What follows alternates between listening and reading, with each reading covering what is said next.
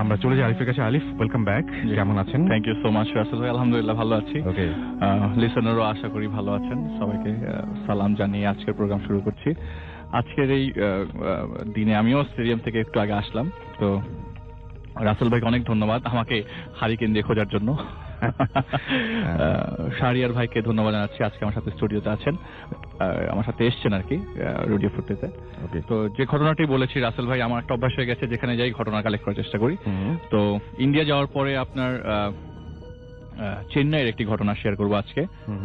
বালাশ্রী সানিয়াল নামে একজন মহিলার ঘটনা আর কি। তো এটা আজ থেকে অনেক আগের ঘটনা, 25 বছর আগের ঘটনা। তো উনি ওনার হাজবেন্ড সহ গভর্নমেন্ট জবের কারণে চেন্নাইয়ের একটি জায়গা যেটার নাম হচ্ছে সিরুভাল্লুর, সেখানে শিফট করে। তো যে বাসাটায় ওঠে, আমি সবাইকে একটু ফিল করার জন্য বলছি, যে বাসাটায় যে ওঠেন তারা, সেটি 3 তলা একটি বাড়ি, এবং এই বাড়ি থেকে বেশি হলে 300 গজ সামনে একটি রেল লাইন। আচ্ছা। তো রেল লাইনের সাউন্ড খুবই তাদেরকে এফেক্ট করতো। তো প্রথম তারা মানে বিভিন্ন ধরনের সাউন্ড থেকে রেল লাইনের সাউন্ডটা বেশি আপনার পরিলক্ষিত হতো আর কি। তো উনি হঠাৎ করেই তাদের সাথে মানে ঝামেলাগুলো শুরু হতে থাকে। তো শুরুতেই যেটা বলছি যে ওনার যখন ওই বাসায় শিফট করে, তার বছর খানেকের মাথায় তার মানে শিশু সন্তান হয়, একটি বাচ্চা হয় আর কি। তো বাচ্চার বয়স যখন 4 মাস, তখন থেকেই ঘটনা আপনার শুরু হয়। তখন তিনি তার জব ছেড়ে দেন আর কি, বালাশ্রী সানিয়াল তার জবটা ছেড়ে দেন। তো ওই বাসার নিচতলায় এবং দোতলায় নর্মালি বাড়িওয়ালা এবং বাড়িওয়ালার ফ্যামিলি থাকতেন আর কি। তো আশেপাশে তেমন ঘর বাড়ি না থাকায় ওই বাসাটা আপনার অলমোস্ট বলতে গেলে খোলামেলা জায়গার মধ্যে আর কি। তো যেদিন ঘটনাটি হয় আর কি, উনি বাসার কাজ করছিলেন, তো খুব মানে নর্মাল ডে। তো বিকাল বেলার পর আর কি, সন্ধ্যা যখন ঘনিয়ে আসবে তখন রান্নাঘর থেকে তিনি কাজ করে তার রুমে আসার পরে দেখতে পেলেন যে তার শিশু বাচ্চাটি খাটে দাঁড়িয়ে আছে। 4 মাসের একটি বাচ্চা। সে ওই বাচ্চাটি ঠিক মতো বসতে পারতো না, অথচ সে দাঁড়িয়ে আছে। এটা দেখে সে দৌড়ে বাচ্চাকে কোলে নেয় এবং দেখে বাচ্চাটি হাসছে, তার নিজের বাচ্চা হাসছে। সে খুব অবাক হয়ে যায় এবং জিনিসটি কারোর কাছে শেয়ার করার মতো অবস্থা ছিল না ওই মুহূর্তে, কারণ বাসায় তিনি তার বাচ্চা। তো রাতের বেলা যখন স্বামী ঘরে আসেন, তখন ওনাকে শেয়ার করার পরে জিনিসটি তিনি হেসে উড়িয়ে দেয়। তুমি আসলে মস্করা করো না, এগুলি কোনো ঘটনা না। তো এরপরের মানে ওই বাসাতে অ্যাকচুয়ালি কোনো যাওয়া আসা ছিল না, তার আত্মীয় স্বজনরা খুব কম আসতো, কারণ সবাই ওই স্টেট থেকে একটু দূরে দূরে থাকতো। তো ডিয়ার লিসেনার, ভূতিপ্রেমের নতুন একটি এপিসোডে সকলকে জানাই স্বাগত। এই এপিসোডে আপনারা শুধুমাত্র শুনতে পাবেন বাছাই করা ভয়ানক ঘটনা। ভূতিপ্রেমের প্রত্যেকটা ভয়ানক ঘটনা আমি নিজেই বাছাই করে এই চ্যানেলের মধ্যে প্রতিনিয়ত পাবলিশ করে থাকি। তাই বলবো, যারা এখনো এই চ্যানেলটি সাবস্ক্রাইব করেননি, অবশ্যই চ্যানেলটি সাবস্ক্রাইব করে নেবেন। তাহলে চলুন এই ভিডিওর মধ্যে একটি লাইক দিয়ে আমরা প্রত্যেকটা ঘটনা শেষ পর্যন্ত শুনে আসি। এর ঠিক 3 থেকে 4 দিন পর, সেদিন আপনার বৃষ্টি হচ্ছিল না রাসেল ভাই। আচ্ছা। কিন্তু বিদ্যুৎ চমকাচ্ছে সারাটা রাত। আচ্ছা। সন্ধ্যা থেকে বিদ্যুৎ চমকাচ্ছে। তো 2টার দিকে হঠাৎ করে ঘুম ভাঙে, যার কথা বলছি তার ঘুম ভাঙে, এবং ঘুম ভাঙার পর তিনি তার হাতের বাম পাশে একটি ল্যাম্প থাকে, টেবিল ল্যাম্প, সেটি জ্বালায়। জ্বালানোর পর তার চোখ পড়ে তাদের বেডরুমের যে দরজা, এন্ট্রান্সটা, সেটা হালকা করে ফাঁক করা, এবং একটি বাচ্চা, 7-8 বছরের একটি বাচ্চা দাঁড়িয়ে আছে। আচ্ছা। দাঁড়িয়ে থাকা অবস্থায় একটি মুচকি হাসি দিয়ে দৌড়ে চলে যায়, পালিয়ে যায়। তো মুচকি হাসির এত সাউন্ড, এটা কল্পনার বাইরে। তার হাজবেন্ড সব ভরকে উঠে যায়। কিসের সাউন্ড ছিল? আমি এরকম একটা বাচ্চা মেয়েকে দেখলাম দৌড়ে চলে গেছে। তো হ্যাঁ, আমি একটা শব্দ পেলাম। তো তার হাজবেন্ড তার ওয়াইফের ভুলটাকে নর্মাল করার জন্য লাইট জ্বালিয়ে আস্তে আস্তে এগোতে চায়। এগুলো দেখে যে সব বাসার সবকিছুই নর্মাল, ওই মনের ভুল ছিল। তার বেডরুমে ব্যাক করতেই পুরো বাসার লাইট ইনস্ট্যান্ট বন্ধ হয়ে যায়, সব রুমে। তো ওয়াইফকে বলতে বলতে এরকম লাইট অফ হয়ে যায়। তখন তার ওয়াইফ এবং সে আসলেই ভয় পেয়ে যায় এই জিনিসটা। তো হঠাৎ করে একটি গ্লাস ভাঙার শব্দ তাদেরকে ডিস্ট্রাক্ট করে নিয়ে যায় হচ্ছে ড্রয়িং রুমের দিকে। তো 2 হাজবেন্ড ওয়াইফ আস্তে আস্তে ড্রয়িং রুমের দিকে যেতেই ঠিক ঢুকবে এমন সময় তাদের 2 থেকে 3 ইঞ্চির সামনে একটি কুড়াল এসে পড়ে, এবং কুড়ালটা দেয়ালে বাড়ি খেয়ে পড়ে যায়। পড়ে যাওয়ার পর তারা খুব ভয় পেয়ে যায়, এবং ওই মুহূর্তে ওই যে বাচ্চাটির কথা বললাম, এক দরজা থেকে আরেক দরজা যাচ্ছে, এক দরজা থেকে আরেক দরজা যাচ্ছে, এবং চারপাশে ঘুরছে। ওই মুহূর্তে ওনাদের যে বাচ্চাটি বেডে ছিল, ওকে দৌড়ে গিয়ে চাপটে ধরে তারা বাসা থেকে বেরিয়ে পড়ে। বেরিয়ে পড়ে আর ওই বাসায় যায় না এবং আশেপাশের লোকজনদেরকে জাগিয়ে তোলে, যাদেরকে পাচ্ছে। নিচে যারা ছিল তাদেরকে নিয়ে উপরে ওঠে এবং উপরে ওঠার পরে যে জিনিসটি দেখেন যে সারা দেয়ালে হাতের ছোপ ছোপ ছোপ ছোপ দাগ, এবং তারা ওই লোক, শুধু তিনি না সবাই দেখতে পাচ্ছে হাতের ছোপ ছোপ ছোপ দাগ। তো তখন তারা লোকজন বলছে যে ঠিক আছে আপনারা এই বাসায় থেকেন না, আপনারা চলে যান। তো পরের দিনই শিফট করে এবং নিচতলায় থাকেন সবার সাথে। পরের দিনই তারা বাসাটা শিফট করে তার মার বাড়িতে চলে যায়, কিন্তু জিনিসপত্র সব ওই বাসায় থাকে। 1 মাস পরে তারা মার বাসায় থেকে বাসা শিফট করে, যে জায়গাটা আজকে মানে বলতে যাচ্ছি, জায়গাটার নাম হচ্ছে থিরুভাল্লুভার নাগার, অনেকে চিনতে পারে। তো ওইখানে ওইটা বিচের কাছে বাসাটা। তো তখন এত মানে অর্গানাইজ ছিল না ওই জায়গাটা। তো ওই বিচের কাছে বাসাতে যখন তারা ওঠে, বাসাটা দোতলা, তারা থাকতো দোতলায়, নিচতলায় কোনো মানুষ থাকতো না। ঘটনার ঘটে বাসাতে শিফট হওয়ার ঠিক 7 থেকে 8 দিন পর তারা রাত্রেবেলা ঘুমিয়েছিল এবং ওই দিন প্রচন্ড বৃষ্টি, রাসেল ভাই সিজনটা তখন আর কি বৃষ্টির সিজন। তো প্রচন্ড বৃষ্টি পড়ছে, হঠাৎ করে রাত্রেবেলা ঘুম ভাঙে এবং ঘুম ভাঙে তার স্বামীর। আচ্ছা। তো ঘুম ভাঙার পরে তিনি লাইট জ্বালাতে যান এবং কোনো লাইট জ্বালাতে পারছিলেন না। কিন্তু পায়ের মধ্যে রাসেল ভাই যে জিনিসটা লাগে, আঠা আঠা একটি ফিল হয় তার পায়ের ভিতরে। তিনি যত সামনে যায় এগোচ্ছে, অন্ধকারে কিছু বুঝছে না, কিন্তু মনে হচ্ছে যে পায়ের মধ্যে আঠা আঠা কিছু লাগছে। আচ্ছা।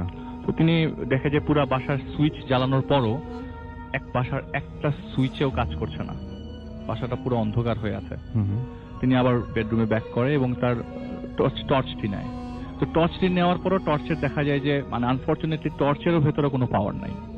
তিনি ওই হালকা আলোতে আবার এগোতে থাকে, যে জায়গায় মানে পায়ের ভেতরে আঠা আঠা লাগে সেই জায়গাটায় টর্চ যখন মারে দেখে যে একটি রক্তের দাগ, যেটি হেঁচকিয়ে টেনে নেওয়া কিছু একটা সাবস্টেন্স।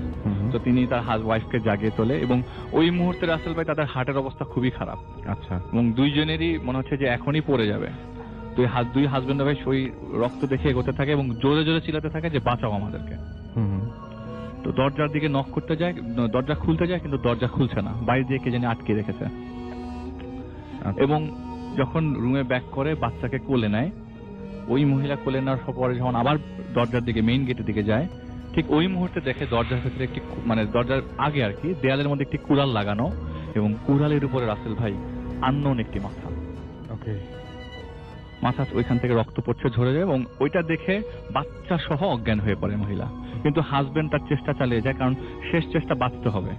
এরকম কন্ডিশনে রাসেল ভাই থাকা সম্ভব না এবং ফ্যামিলির ম্যাটার এটা দাঁড়িয়ে গেছে। দরজা ধাক্কাতে প্রায় 3-4 ঘন্টা দরজা ধাক্কার পর দরজা অটোমেটিক খুলে যায়। তখন ওয়াইফকে নিয়ে তিনি বাসার নিচে যান এবং দেখেন যে দূরে একটি ট্যাক্সি দাঁড়িয়ে আছে। সেই ট্যাক্সিতে ওঠার পর হাজবেন্ড ওয়াইফ দুজনেই বলতে পারে না সেটা কোথায় যাবে। হাত এরকম ভাবে কাঁপছে, এরকম সিচুয়েশন তো আগে কখনো হয়নি এবং তারা কারো ক্ষতিও করেনি, কেন তাদের সাথে এরকম সিচুয়েশন ঘটছে। তো মুখ থেকে হঠাৎ করে ফসকে বের হয়, এখন কটা বাজে? বলে এখন 1:10 বাজে। ট্যাক্সিওয়ালা বলে। তো 3-4 ঘন্টা এই যে দরজা ভাঙার যে চেষ্টা, তো লেখটা কখন করলাম আমি, মাত্র 1:10 বাজে। এটা বলার পরে যা হোক, যখন মোটামুটি নর্মাল আসে ট্যাক্সিওয়ালাকে দেখে বলে তার ডেস্টিনেশনে পৌঁছে দেওয়ার জন্য, এবং তিনি তার মার বাসায় শিফট হয়। তার মার বাসা তখন থেকে একটু কাছে, যে পালাসে সানিয়াল বললাম ওনার মার বাসায় যেদিন শিফট হয় সেদিন থেকে টানা 7 দিন বৃষ্টি হয় রাসেল ভাই। বৃষ্টির মাঝখানে দিন আর কি বাসা শিফট করবার পর তো সে তার রুমে শুয়ে পড়ে, বাচ্চাকে নিয়ে নর্মালি শুয়ে পড়ে, হাজবেন্ডকে নিয়ে। হঠাৎ করে রাত্রেবেলা বিকট একটি সাউন্ড হয়। সাউন্ডটা এরকম যে বাড়িটা মনে হয় মাটির নিচে ডেবে গেছে, এরকম সাউন্ড যে মাটির নিচে ডেবে গেছে। তো দেখে যে না, সবকিছুই তো নর্মাল, বাসার সবাই ঘুমাচ্ছে। এটা মনে হয় আমাদের এতদিনের ইনসিডেন্টের কারণে কোনো একটা সমস্যা। এর আগে রাতে আমি কিছু জিনিস বলতে ভুলে গেছি। ওনারা তাদের মানে কিছু পরিচিত পুরোহিতদের কাছে থেকে জিনিসপত্র নিয়ে ওনারা সেফ থাকার চেষ্টা করে, কিন্তু ওই যে বাচ্চার সাউন্ডটা তাদের প্রায় সময় কানের মধ্যে আসতো ওই বাসায় থাকা অবস্থায়, ওই 7 দিনের 3 দিনের মাথায়। তো পরের দিন সবাই যখন ঘুম থেকে জাগে, এবং জাগার পরে যে জিনিসটা আনএক্সপেক্টেডলি দেখতে হয় সেটা হচ্ছে ওই মহিলার মার ডেড বডি পাওয়া যায় তার রুমের ভেতরে, এবং ডেড বডিটি দ্বিখণ্ডিত, ভাগ করা। এবং যদি কেউ করাত বা ছুরি দিয়ে ভাগ করতো তাহলে এর মধ্যে মানে আপনি বুঝতে পারতেন যে কারো হাত দিয়ে করা, এটা একদম প্লেন ভাবে কোনো মেশিনে কাটা এরকম কন্ডিশন। তো ওনার ভেলোরে একজন আত্মীয় থাকতেন পুলিশ অফিসার, তিনিও জিনিসটাকে ডিল করার চেষ্টা করেন এবং কোনো সুরাহা আসেনি রাসেল ভাই। পুলিশ কেস হয় এবং ওখানে কোনো ধরনের প্রুফ করতে পারে না এই জিনিসটা কার করা, কোনো হাতের ছোপের দাগ নাই, কোনো ছুরির কোনো ইনভলভমেন্ট নাই। তো যাই হোক, জিনিসটা ওনাদের শোকের মানে মাতমটি থাকা অবস্থায় যে জিনিসটি আরেকটি ঘটে যে ওনারা ওই বাড়িতে প্রথম বাসায় থাকার আগেই 3-4 বছর আগে ওনারা ইউএসএ তে অ্যাপ্লাই করে রাখে। তো ফুল ফ্যামিলির যখন ভিসা হয়ে যায় ঠিক সেদিনের ঘটনা। ভিসার খবর নিয়ে বাসায় যখন স্বামী রাতের বেলা ব্যাক করবার পর মানে হাজবেন্ড ওয়াইফ নর্মালি রাতের বেলা ঘুমিয়ে পড়ে এবং ঘুমটা ভাঙে একটি শব্দে, যে মা মা বলে ডাকছে একটি বাচ্চা, এবং ঘুম ভাঙে মহিলার। পায়ের কাছে বাচ্চা ডাকতেছে এবং পাতি ধরে টানতেছে, তার নিজের বাচ্চা, এই মা এই মা। তো সে যখন বাচ্চার দিকে তাকানো অবস্থা দেখে যে তার বাচ্চা আস্তে আস্তে নিস্তেজ হয়ে পড়ছে এবং তার পায়ের মধ্যে, এবং বাচ্চার গলা থেকে ফিনকি দিয়ে রক্ত বেরোচ্ছে, ফিনকি দিয়ে। ওইটা দেখার পর বাচ্চাকে জড়িয়ে ধরে হসপিটাল নিতেই রাস্তায় তার বাচ্চাটির মৃত্যু হয় আর কি। তো এরপরে রাসেল ভাই ওনাদের তো আর যাওয়ার মতো সিচুয়েশন থাকে না, কিন্তু এই সিচুয়েশনটা ফেস করবার পর তাদের আর এই দেশে থাকার কোনো মন টেকে না আর কি। তারা ইউএসএ তে ফ্লাই করে শিফট করবার পরে রাসেল ভাই এরপরে যা স্বাভাবিক জীবনযাপনই চলতে থাকে। যে জিনিসটা বলতে যাচ্ছি, যেটা ঘটেছে সেটা তার কোনোদিন ভুলতে পারবে না এবং এটা কখনো ব্যাক করবে না। কিন্তু যে জিনিসটা ঘটার কারণ হচ্ছে এটি তার আত্মীয় স্বজনরাই ট্রিক করে জিনিসগুলো ঘটায়, এবং কিভাবে ঘটায় তারা জানতে চায় না। প্রথম বাচ্চার 8 মাসের স্মৃতি তো তাদের কখনো তারা ভুলবে না। জিনিসটি ঘটে 1981 সালের ডিসেম্বর মাসের 12 তারিখে। ওকে, এবং আমরা পরবর্তী ঘটনায় যাচ্ছি। আমাদের সঙ্গে আরো একজন অতিথি আছেন যিনি আমাদের এখানে জয়েন করেছেন, এবং আপনার নামটা প্লিজ একটু বলবেন। আপনি সেন্ট্রাল রোড থেকে এসেছেন, রাইট? আসসালামু আলাইকুম, ধন্যবাদ রাসেল ভাই। আমি তানভীর আহমেদ বলছি, এসেছি সেন্ট্রাল রোড থেকে। জি, আমরা ঘটনায় যাই। ঘটনাটি আমার এক বড় ভাই আমার সাথে শেয়ার করে। ওনার নাম এবং স্থান প্রকাশ না করার প্রথমে কিন্তু লাশের ঘটনাটা শুনবো আগে। জি, ওটাই বলছি। হ্যাঁ, যেটা আপনি নিজেও একটা সংগঠনের সাথে জড়িত সামহাউ। হ্যাঁ, শুনি আমরা। তো ওনার নাম এবং স্থান প্রকাশ না করার শর্তে উনি আমাকে ঘটনাটি শেয়ার করার অনুমতি দিয়েছেন। তো আমি ওনার মতো করে ঘটনাটা বলছি। আপনারা জানেন যে আঞ্জুমানে মফিদুল ইসলাম বেওয়ারিশ লাশ দাফনের কার্যক্রম পরিচালনা করে থাকেন, কিন্তু তাদের এই কার্যক্রম সারা দেশব্যাপী বিস্তৃত নয়। তো আমরা যে শহরে থাকি সেখানে অন্য একটি সংগঠন এই কার্যক্রমটি পরিচালনা করে থাকে। তো আমি সেই সংগঠনের একজন স্বেচ্ছাসেবক হিসেবে কাজ করি। আমরা যখন বেওয়ারিশ লাশ দাফন করি, অনেক সময় লাশ ডিকম্পোস্ট বা বিকৃত হয়ে থাকে। তো সেই জন্য আমরা কম দামি খুব কড়া আতর ব্যবহার করি লাশের গায়ে এবং আমাদের রুমালে। আমি এখন মূল ঘটনায় আসছি রাসেল ভাই। আমাদের এলাকায় একটি মহিলা থাকতেন, আমরা তাকে পাগলি হিসেবে সম্বোধন করতাম। উনি কোথা থেকে এসেছেন, তার আত্মীয় পরিস্বজন কে, তা আমরা কখনো জানতে পারিনি, এবং সে খুব কম কথা বলতো, একাই থাকতেন এবং কারোর সাথে খুব একটা মেলামেশা করতেন না। আমরা ভাবতাম যে উনি একটু আধ্যাত্মিক টাইপের, তাই আমরাও খুব একটা ঘাটাতাম না। তো একদিন সকালবেলায় খবর পেলাম যে উনি মারা গিয়েছেন। জি। তো যেহেতু ওনার কোনো আত্মীয় স্বজন নেই, প্রশাসন এবং স্থানীয় যারা অভিভাবক আছেন, মুরব্বীরা, ওনারা আমাদেরকে অনুরোধ করলেন লাশটি দাফনের ব্যবস্থা গ্রহণ করার জন্য। তো আমরা সেই উদ্যোগটা নিই এবং আমাদের যারা মহিলা কর্মী আছেন তারা ওনাকে গোসল করিয়ে আমাদের হাতে হস্তান্তর করেন এবং আমরা খাটিয়ে নিয়ে মসজিদে যাই জানাজা নামাজের জন্য।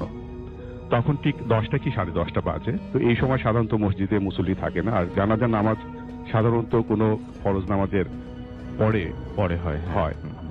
তো 1:30 পর্যন্ত ওয়েট করাও আমাদের পক্ষে তখন সম্ভব ছিল না। তো আমরা ভাবলাম যে 8-10 জন যারা আছি, লাস্টে আমরা মসজিদের সামনে একটি ছোট মাঠ ছিল, সে মাঠে রেখে ইমাম সাহেবকে ডেকে নিয়ে আসি এবং ইমাম সাহেবকে অনুরোধ করি জানাজা পড়ানোর জন্য। তো ইমাম সাহেব রাজি হন এবং আমরা দাঁড়িয়ে পড়ি। এই সময় খেয়াল করলাম যে আমরা যখন জানাজার নামাজের জন্য দাঁড়িয়েছি এবং পুরো মাঠটা মুসল্লিতে ভরে গেছে, খুব নিঃশব্দে মুসল্লিরা এসেছেন এবং তারাও কাতারে দাঁড়িয়ে পড়েছেন এবং যথারীতি জানাজার নামাজ হয়। এবং নামাজের পরে দেখলাম যে একে একে সবাই চলে গেল। আমরা যারা 8-10 জন ছিলাম তারাই আছে এবং কেউ নেই, খুব নিঃশব্দে খুব দ্রুত তারা চলে গেল। তো যেহেতু কাজটা শেষ করতে হবে, আমরা খাটিয়ে নিয়ে গোরস্থানে যাই। কবর আগে প্রস্তুত করা ছিল। আমি এবং আমার এক ছোট ভাই আমরা কবরে নামি। আমি মাথার দিকে এবং ভাইটি পায়ের দিকে খাটিয়া থেকে আমরা লাশটি নামাই, কবরের মাটিতে আমরা শুয়ে দিই। আমি যখন মাথার কাছে বাঁধনটি খুলি তখন খুব মিষ্টি হালকা একটি সুঘ্রাণ আমি পাই। পুরো কবর জুড়ে সেই গন্ধটি ছড়িয়ে পড়ে এবং খুব ভালো লাগে, একটা অনুভূতি আমার হয়। তো নিচের যে কাজগুলো আছে সেগুলো শেষ করে আমরা উপরে উঠি এবং মাটি দিয়ে বাসায় চলে আসি। রাতের বেলায় যখন আমি শুয়েছিলাম হঠাৎ করে আমি সারাদিন কি করেছি সেটা রিকল করার চেষ্টা করি। তো আমার দুটো পয়েন্ট হঠাৎ করে মাথার মধ্যে ক্লিক করলো যে আচ্ছা, আমি যে আজকে কবরের ভেতরে যে সুঘ্রাণটা আমি পেলাম, সেই গন্ধটা আর আমরা যে কড়া আতর ব্যবহার করি দুটোর সাথে কোনো মিল নেই। এটা অনেক হালকা এবং খুব মিষ্টি ছিল। এবং যখন জানাজার নামাজ পড়ি তখন যে মুসল্লিরা এসেছিলেন সেই মুসল্লিরা খুব নিঃশব্দে এসেছিলেন এবং খুব নিঃশব্দে তারা খুব দ্রুত চলে গিয়েছিলেন। আমি এই এলাকার স্থানীয়, আমি তাদের চেহারা রিকল করার চেষ্টা করলাম, কিন্তু আমি তাদের চেহারা আমি মনে করতে পারলাম না। তাহলে তারা কারা ছিল? এই দুটি প্রশ্নের উত্তর এখনো আমি জানি না। এরপরে অনেক বেয়ারিশ লাশ আমি দাফন করেছি, কিন্তু এই ধরনের কোনো ঘটনার সম্মুখীন আমি হইনি। এবং এই দুটো প্রশ্নের উত্তরও আমি এখনো জানি না যে এই গন্ধটি কোথা থেকে, বা আতরের গন্ধ বা এই সুমিষ্ট গন্ধটি লাশের গায়ে থেকে বা কবরে কেন পেলাম, আর জানাজান নামাজের সময় তারা কারা ছিল। তার মানে একটা জিনিস খুব পরিষ্কার যে যারা এখানে লাশ আপনার যে মানে দাফনের করার সময় যে আতরটা ব্যবহার করা হয় সেটা সবসময় একই আতর ব্যবহার করা হয়। জি রাসেল ভাই, আমি পরে আমাদের যে সংগঠনে যারা দায়িত্বশীল আছেন তাদের সাথে আমি এটা ক্রস চেক করেছিলাম যে আমরা কি আতরের ব্র্যান্ডটা কি চেঞ্জ করেছি কিনা, কিন্তু তারা আমাকে কনফার্ম করেছে যে না, আমরা ব্র্যান্ডটা চেঞ্জ করিনি, যে আতরটা রেগুলার আমরা ব্যবহার করি সেটাই তখন ব্যবহার করা হয়েছিল। আচ্ছা, অনেক ধন্যবাদ আপনাকে। সো আমরা ঘটনায় যাই। বাবা, আমরা কোথাকার ঘটনা শুনছি? ভাই, এটা হচ্ছে আপনার এই নর্থ বেঙ্গলের এদিককার ঘটনা। হ্যাঁ, নর্থ বেঙ্গলের একটা গ্রামের ঘটনা। চলে যাবো কাহিনীতে। জি প্লিজ। আচ্ছা, তো এই কাহিনীটা হয় একটা গ্রাম, সেখানে ওই গ্রামে আপনার বিদ্যুৎ পৌঁছায়নি তখনও, আর এখনো নাকি খুব ওয়াইডলি ওই এলাকায় বিদ্যুৎ আসে নাই আর কি। আর তখন একদমই ছিল না আর কি, খুবই অন্ধকার। সন্ধ্যা 7টা-8টার সময় মানুষ ঘুমায় যেত গ্রামে। তো ওই গ্রামে মানুষ বলতো যে এখানে বাগডাসের উপস্থিতি আছে। এবং সবচেয়ে আশ্চর্য ব্যাপার, বাগডাস হচ্ছে রাসেল ভাই, এটা হচ্ছে এক ধরনের ছোট মেছো বাঘ টাইপের একটা জিনিস। আচ্ছা, মানে আমরা যেটাকে মেছো বাঘ বলি। হ্যাঁ, তো সেটাকে বাগডাস বলে ওই সব অঞ্চলে। গায়ে ডোরা কাটা, বেড়ালের মতো আর বড় আর কি, সাইজটা শিয়ালের মতো প্রায়। তো ওখানে ছিল বাগডাসের মানে বেশ উপদ্রব। এবং ওরা যেটা বলতো যে গ্রামের যে গোরস্থান সেখান থেকে নাকি বাগডাস লাশ খেয়ে যেত। তো বাগডাস কিন্তু রাসেল ভাই লাশ খায় না, এটা বাগডাসের নেচারের মধ্যে পড়ে না। আচ্ছা, হ্যাঁ, বাগডাস সম্বন্ধে এরকম মানে বদনাম অনেক জায়গায় আছে যে বাচ্চা চুরি করে নিয়ে গেছে গ্রাম থেকে, এরকম বদনাম আমি শুনেছি। বাট লাশ খাওয়ার কথাটা মানে এটা একটা মানে বেশ অড একটা জিনিস। আচ্ছা, কিন্তু ওই গ্রামে এটা প্রচলিত ছিল যে বাগডাস নাকি কবর থেকে লাশ খায়। এমনকি অনেক দেখা যাচ্ছে একটা হিন্দু বাড়িতে, ওখানে হিন্দু প্রাধান্য ছিল আবার অঞ্চলটাতে। তো একটা হিন্দু বাড়িতে ধরেন আপনার একজন মারা গিয়েছে, রাত্রেবেলা ওরা লাশটাকে পাহারা দিয়ে রাখছে, দিনের বেলাটাকে দাহ করবে। দেখা গেছে যে ওইখানেও মানে একটা খুব অল্প সময়ের ব্যবধানে লাশটার বেশ কিছু অংশ কেউ খেয়ে চলে গেছে, এরকম একটা জিনিস প্রচলিত ছিল। তো ওরা মনে করতো এটা বাগডাসের উপদ্রব, এবং রাতের বেলা নাকি অনেক চলাফেরাও করতে দেখতো। এবং বাগডাস কখনো আপনার দলবদ্ধভাবে চলে না শিয়ালের মতো, ওরা নাকি একসাথে 2 বা 3টে বাগডাস একসাথে দেখে, এরকম কথা ওখানে প্রচলিত আছে। তো যাই হোক, তো ওই গ্রামের এক ফ্যামিলি, হিন্দু ফ্যামিলি, তো তাদের এক এরকম জ্যাঠা আর কি, বড় বয়স্ক আর কি, বয়োজ্যেষ্ঠ একজন। আচ্ছা, উনি মারা গিয়েছেন ওই বাসায়। তো রাতের বেলায় মারা গিয়েছেন, মানে আপনার তখন ওই গ্রামের সময় রাত 9টা-10টা এরকম। ওইটা নিশুতি রাত ওখানকার জন্য, কারণ ওখানে নাকি আপনার সন্ধ্যা 7টার দিকেই সবাই ঘুমিয়ে পড়তো খাওয়া দাওয়া করে। আর আজ থেকে ধরেন 30-40 বছর আগের কাহিনী, মানে অনেক পুরনো কাহিনী। তো এই রাতে ওখানে মানে পাহারা দেওয়ার কেউ নেই, ফ্যামিলিতে মানুষও খুব কম ছিল, 2 থেকে 3 জন, এবং বেশিরভাগই মহিলা ফ্যামিলি মেম্বার। তো ওদের মধ্যে যে বাসার মধ্যে যে মেয়ে ছিল, মানে কম বয়সী, ওর বয়স ধরেন 13-14 বছর। তো শেষ পর্যন্ত কাউকে না পেয়ে ওকেই পাঠানো হয় আপনার ওই গ্রামের যে আপনার ওই একজন লোক যে আছে ক্ষেত পাহারা দেয় আর কি, ওনাকে নিয়ে আসার জন্য। কারণ ওদের আর কাউকে পাওয়া যাচ্ছে না যে ওখানে যে পাহারা দিবে বা লাশটার সাথে থাকবে এরকম। ভদ্র যে মহিলা, বাসার মহিলা, উনি ওখানে আছেন, ওই মেয়েটাকে পাঠাইছেন। তো মেয়েটা বাসার থেকে বেরিয়েছে রাতে, এবং সে হেঁটে হেঁটে যাচ্ছে। তো রাস্তাঘাট দেখে মনে হচ্ছে আপনার বেশ মানে নিশুতি, কোনো মানুষ নাই, গা ছমছম করা অবস্থা, এবং তার ভয় লাগছে যেহেতু বাসায় মরা দেখে আসছে, তার জেঠাকে মরা দেখে আসছে, তো তার মধ্যে বিশাল ভয়। হেঁটে যাচ্ছে, তো যেতে যেতে যখন ক্ষেতের কাছে আসলো, যে এখানে একটা ছোট টঙের মতো করে ওই লোকটা থাকতো আর কি, সেই জায়গায় এসে তার কাছে ধরে বেশ ভয় লাগা শুরু করে। টংটাকে দূর থেকে দেখে তার কাছে মনে হয় যে অশুভ কিছু আর কি। তো যাই হোক, সে একসময় ক্ষেতের আইল দিয়ে নামে এবং আইল দিয়ে হাঁটতে থাকে। তো যখন হাঁটছে তখন কাছাকাছি টঙের থেকে কয়েকশো ফিট দূরে যখন আছে, তখন মনে হচ্ছে যে ওই টঙের আশেপাশে আপনার 3-4টা এবং প্রাণীর মতো, লাইক কুকুর বা সামথিং এরকম, মানে ঘোরাফেরা করছে, সাউন্ড করছে, গড় গড় করে সাউন্ড করছে, গড় করতে। প্রচন্ড ভয় পেয়ে যাচ্ছে, মানে তার পুরোই ফ্রিজ। সে ওখান থেকে মনে করেন যে তার অবস্থাটা নড়াচড়ার মতো করার মতো না, এবং সে মনে মনে তার সেই কি মন্ত্র আছে, গায়ত্রী মন্ত্র, সেটা পড়ে সে, এবং সে দাঁড়িয়ে যায়।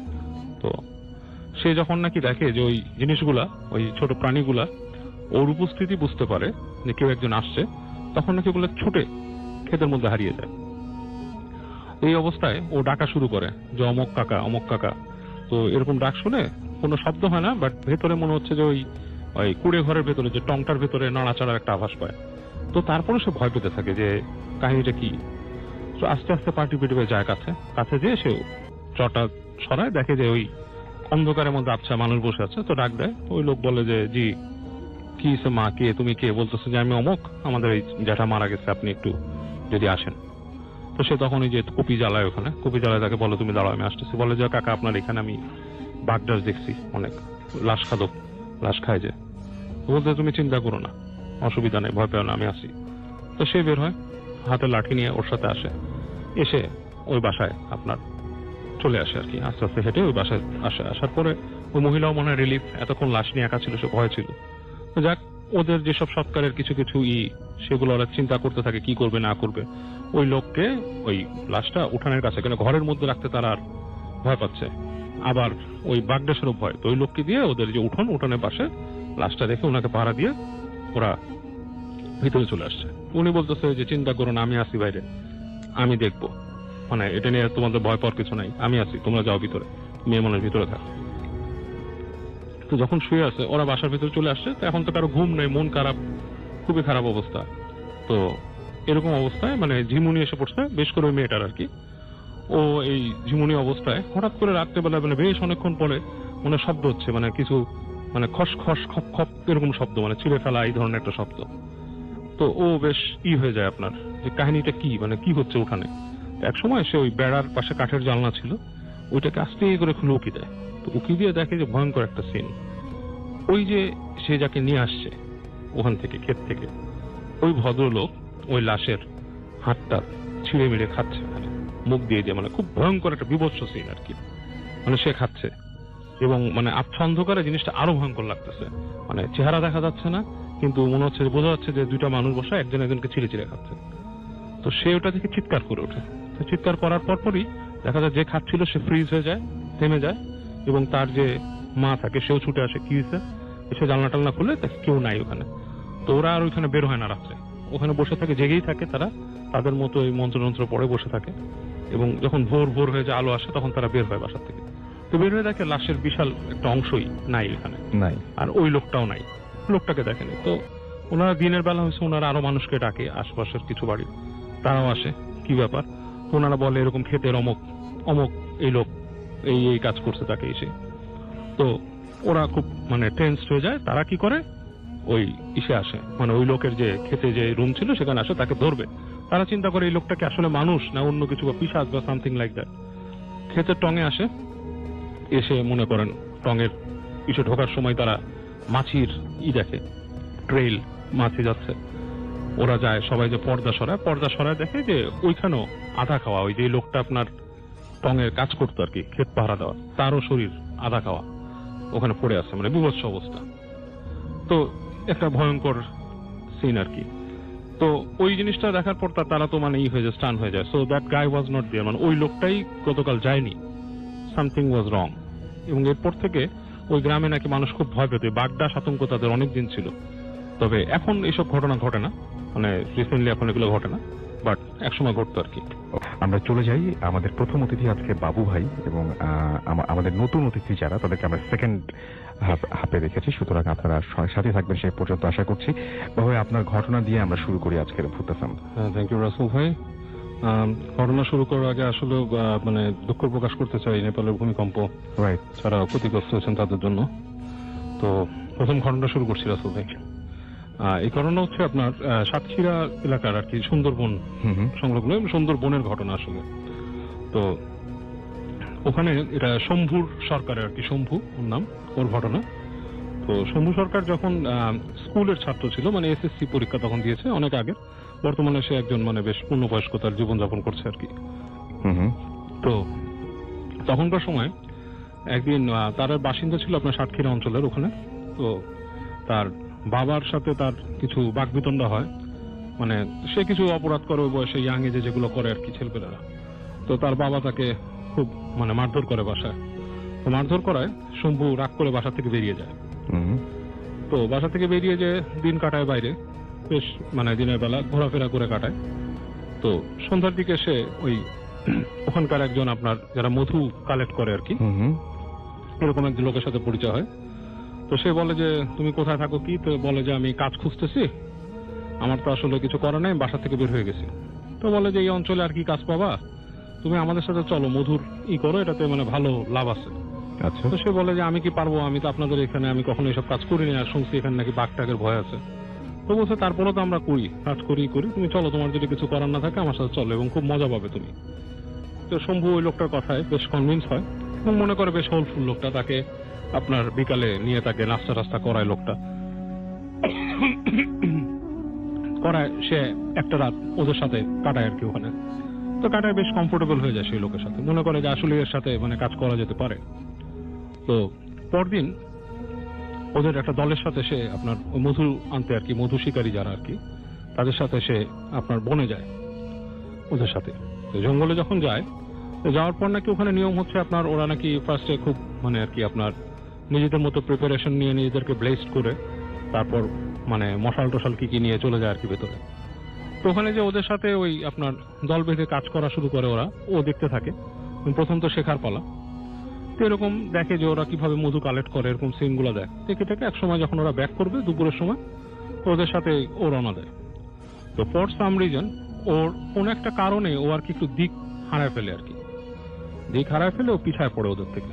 তো সাথের যারা ছিল আর কি, যে লোকের সাথে গেছিল, তারা নাকি ওখান থেকে ফেরার সময় মানে আসলে খুব একটা তারা মানে টাইম স্পেন্ড করতে চায় না, যত তাড়াতাড়ি সম্ভব, মানে বেলা পড়ে যায় তো তখন ওখান থেকে চলে আসার চেষ্টা করে। তো শম্ভু পিছিয়ে পড়ে যাওয়াতে এক সময় নাকি সে দেখে যে সে দিক হারিয়ে ফেলছে এবং কাউকেই সে দেখে না। ও গলার স্বর শুনতে পায় এদিক ওদিক স্ক্যাটার্ড ভাবে, মনে হচ্ছে আশপাশ থেকে গলার স্বর আসতেছে অন্য জায়গা থেকে, বাট অ্যাকচুয়ালি মানে সেটা আর কি ও ট্র্যাক করতে পারে না। তো ও চিৎকার করে ডাকে, ওই যে বাউল মানে যে মা মানে মধু যে করে তার নাম ধরে ডাকে। তো সেই লোকেরও তেমন একটা সাড়া পায় না, মনে হয় দূর থেকে দূরে মিলা যাচ্ছে, এবং ও এক সময় টোটালি হারায় ফেলে জায়গাটা। এবং আপনি বুঝতে পারেন রাসেল ভাই, সুন্দরবনের মতো একটা জায়গায় যেটিকে পথ হারায়, এটা বিশাল ভয়ঙ্কর জায়গা, ম্যানগ্রোভ ফরেস্ট, এবং রাতের বেলা সেখানে অনেক জায়গাতেই পানি চলে আসে। তো ও যেহেতু কিছু পড়াশোনা জানে, এসএসসি পরীক্ষা দিচ্ছে এই সময়, তার মাথায় এতটুকু জ্ঞান আছে, এবং যেহেতু সাতক্ষীরা এলাকার লোক, সে জানে যে এখানে অনেক জায়গায় পানি চলে আসে, কিন্তু সে তখনও শিওর না যে ওই এলাকাটা পানিতে প্লাবিত হয় কিনা। তো খুব ভয় সে হাঁটতে থাকে এবং তার অবস্থা খুবই নার্ভাস হয়ে যায়। তো সে যেটা বলেছে যে একটা সময় নাকি মানুষ চরম বিপদের মধ্যে পড়লে তখন সাহসটা অন্যরকম হয়ে যায়। তো সে বললো যে এক পর্যায়ে আমি মানে ভয়টা যত পাওয়ার দরকার ছিল তত পাচ্ছি না, এবং অন্ধকার হয়ে যাচ্ছে, এবং আমার মাথায় বেশি কাজ করতেছে আপনার বাঘের ভয়, এখানে বাঘ আছে। এবং সে হাঁটতে হাঁটতে যেতে থাকে, এবং সে নাকি মাটিতে এক জায়গায় বাঘের পায়ের ছাপও দেখে, মানে প্যাগমার্ক যেটাকে বলে, পাগমার্কও দেখে। তো খুব ভয় পায়, তবে একটা জিনিস সে মাথায় রাখে যে তার এখন প্রথম কাজ হচ্ছে ওখানে কোনো গাছ পেলে সে গাছে উঠে যাওয়া, কারণ সে জানে যে বাঘের থেকে বাঁচতে হলে একটাই নিরাপদ জায়গা, সেটা হচ্ছে গাছের উপরে। তো সেরকম সুইটেবল গাছ সে পাচ্ছিল না, সবগুলো গাছই নাকি খাড়া আপনার বেশ উঁচু, মানে ডালপালা খুব একটা বের করা নেই। আচ্ছা।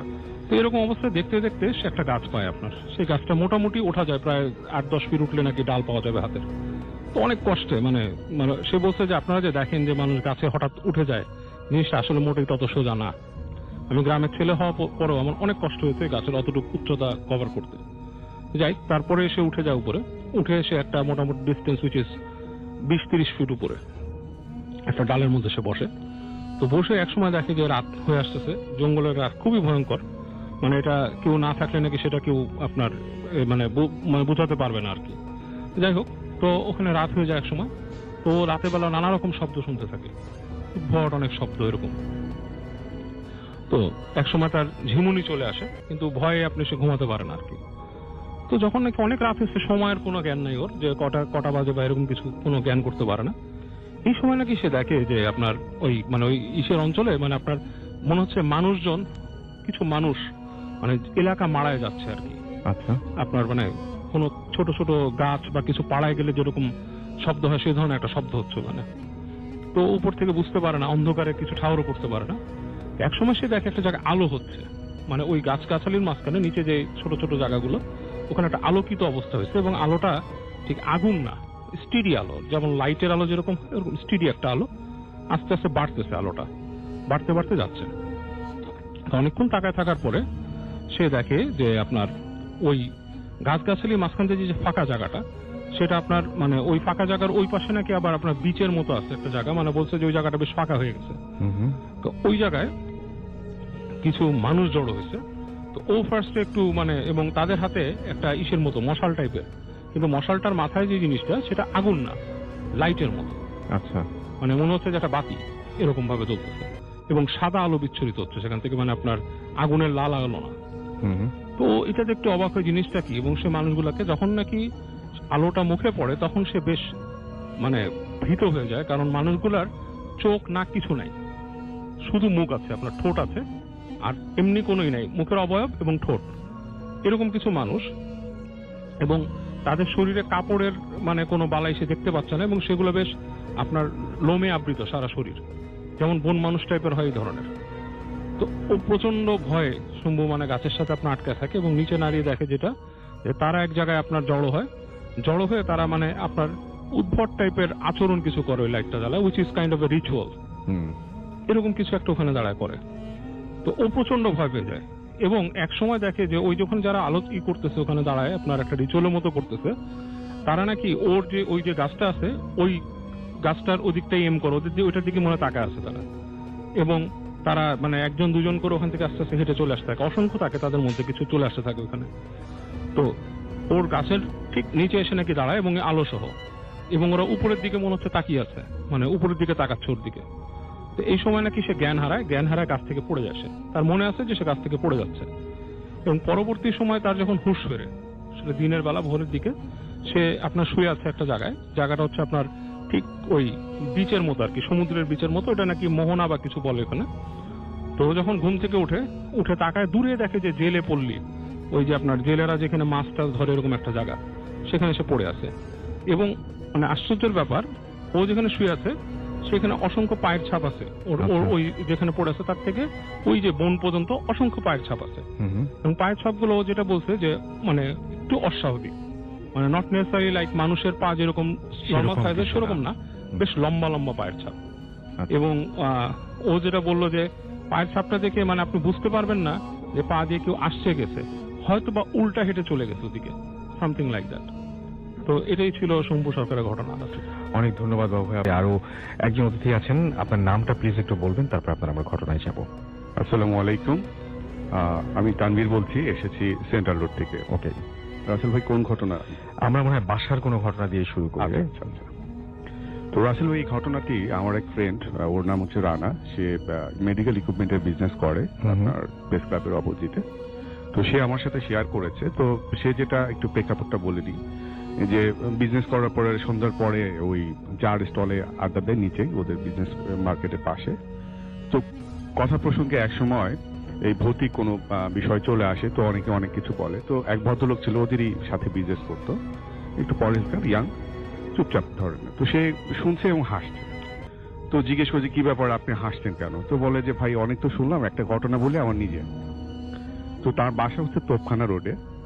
তো বলে যে আমি যে বাসায় থাকি, সে বাসার আশেপাশের লোকজন অনেক সময় অনেক ধরনের অভিযোগ করে যে আপনাদের বাসার কারণে সে একটা মেয়ে বসে থাকে, একটা বাচ্চা ওখান দিয়ে হাঁটা চলাফেরা করে রাত্রিবেলায়, এবং মাঝে মাঝে উনি নিজেও আপনার ওই ছাদের উপরে দৌড়াদৌড়ি শব্দ পেতেন, তো উনি খুব একটা পাত্তা দিতেন না।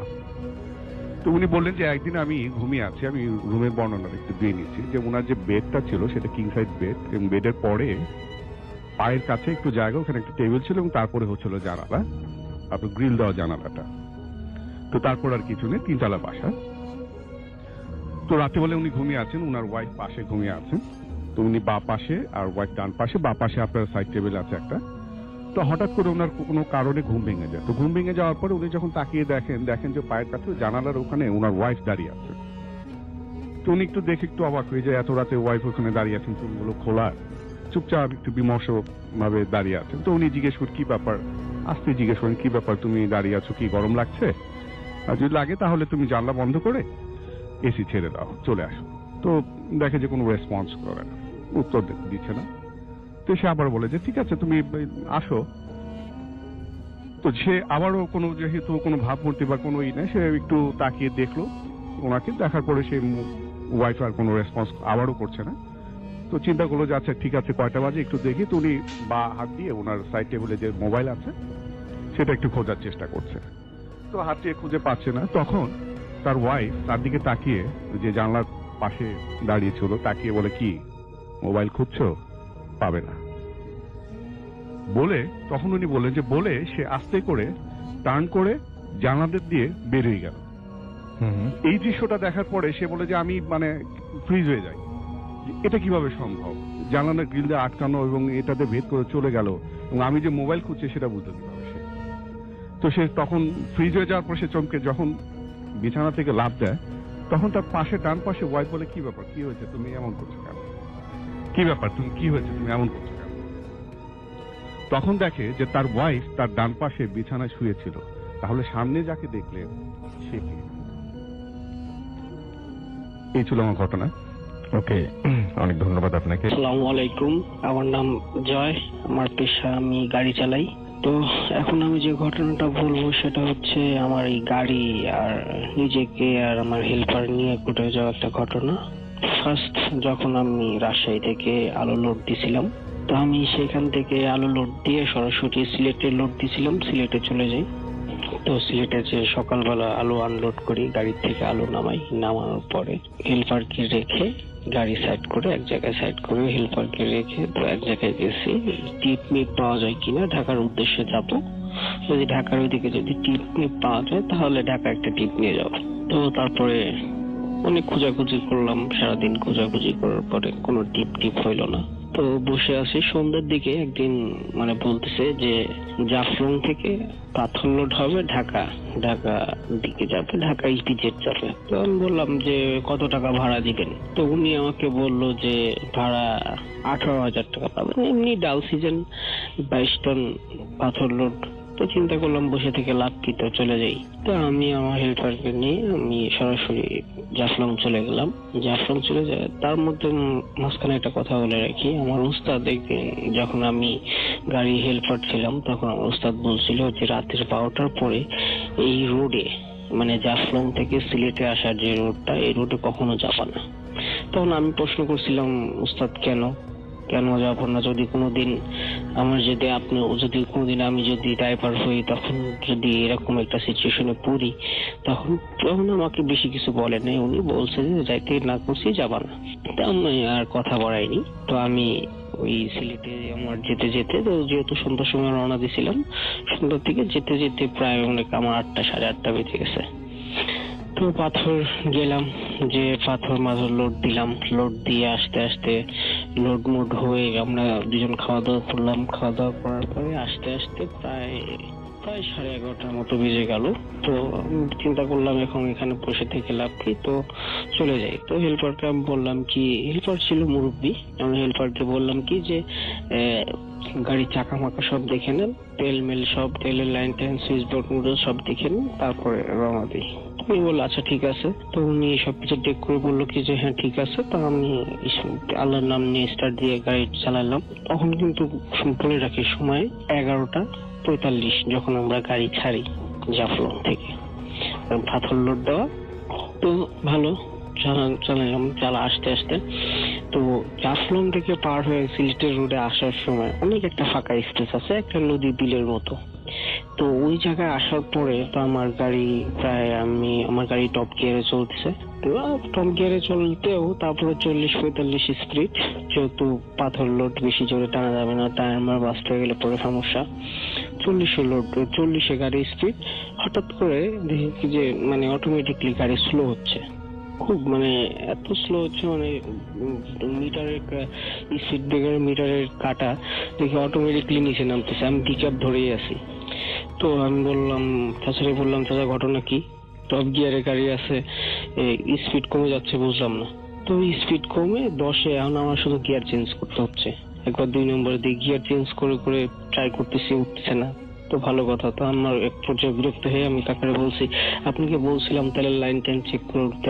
আমার কিন্তু ওই যে উস্তাদ যে কথাটা বলছিল যে রাত্রে 12টার পরে রাস্তায় যাবা না, তো আমার ওই কথাটা স্মরণ ছিল না। তো আমি পরে যখন গাড়িতে ছিলাম তখন আমার এই কথাটা স্মরণ ছিল না। তো ভালো।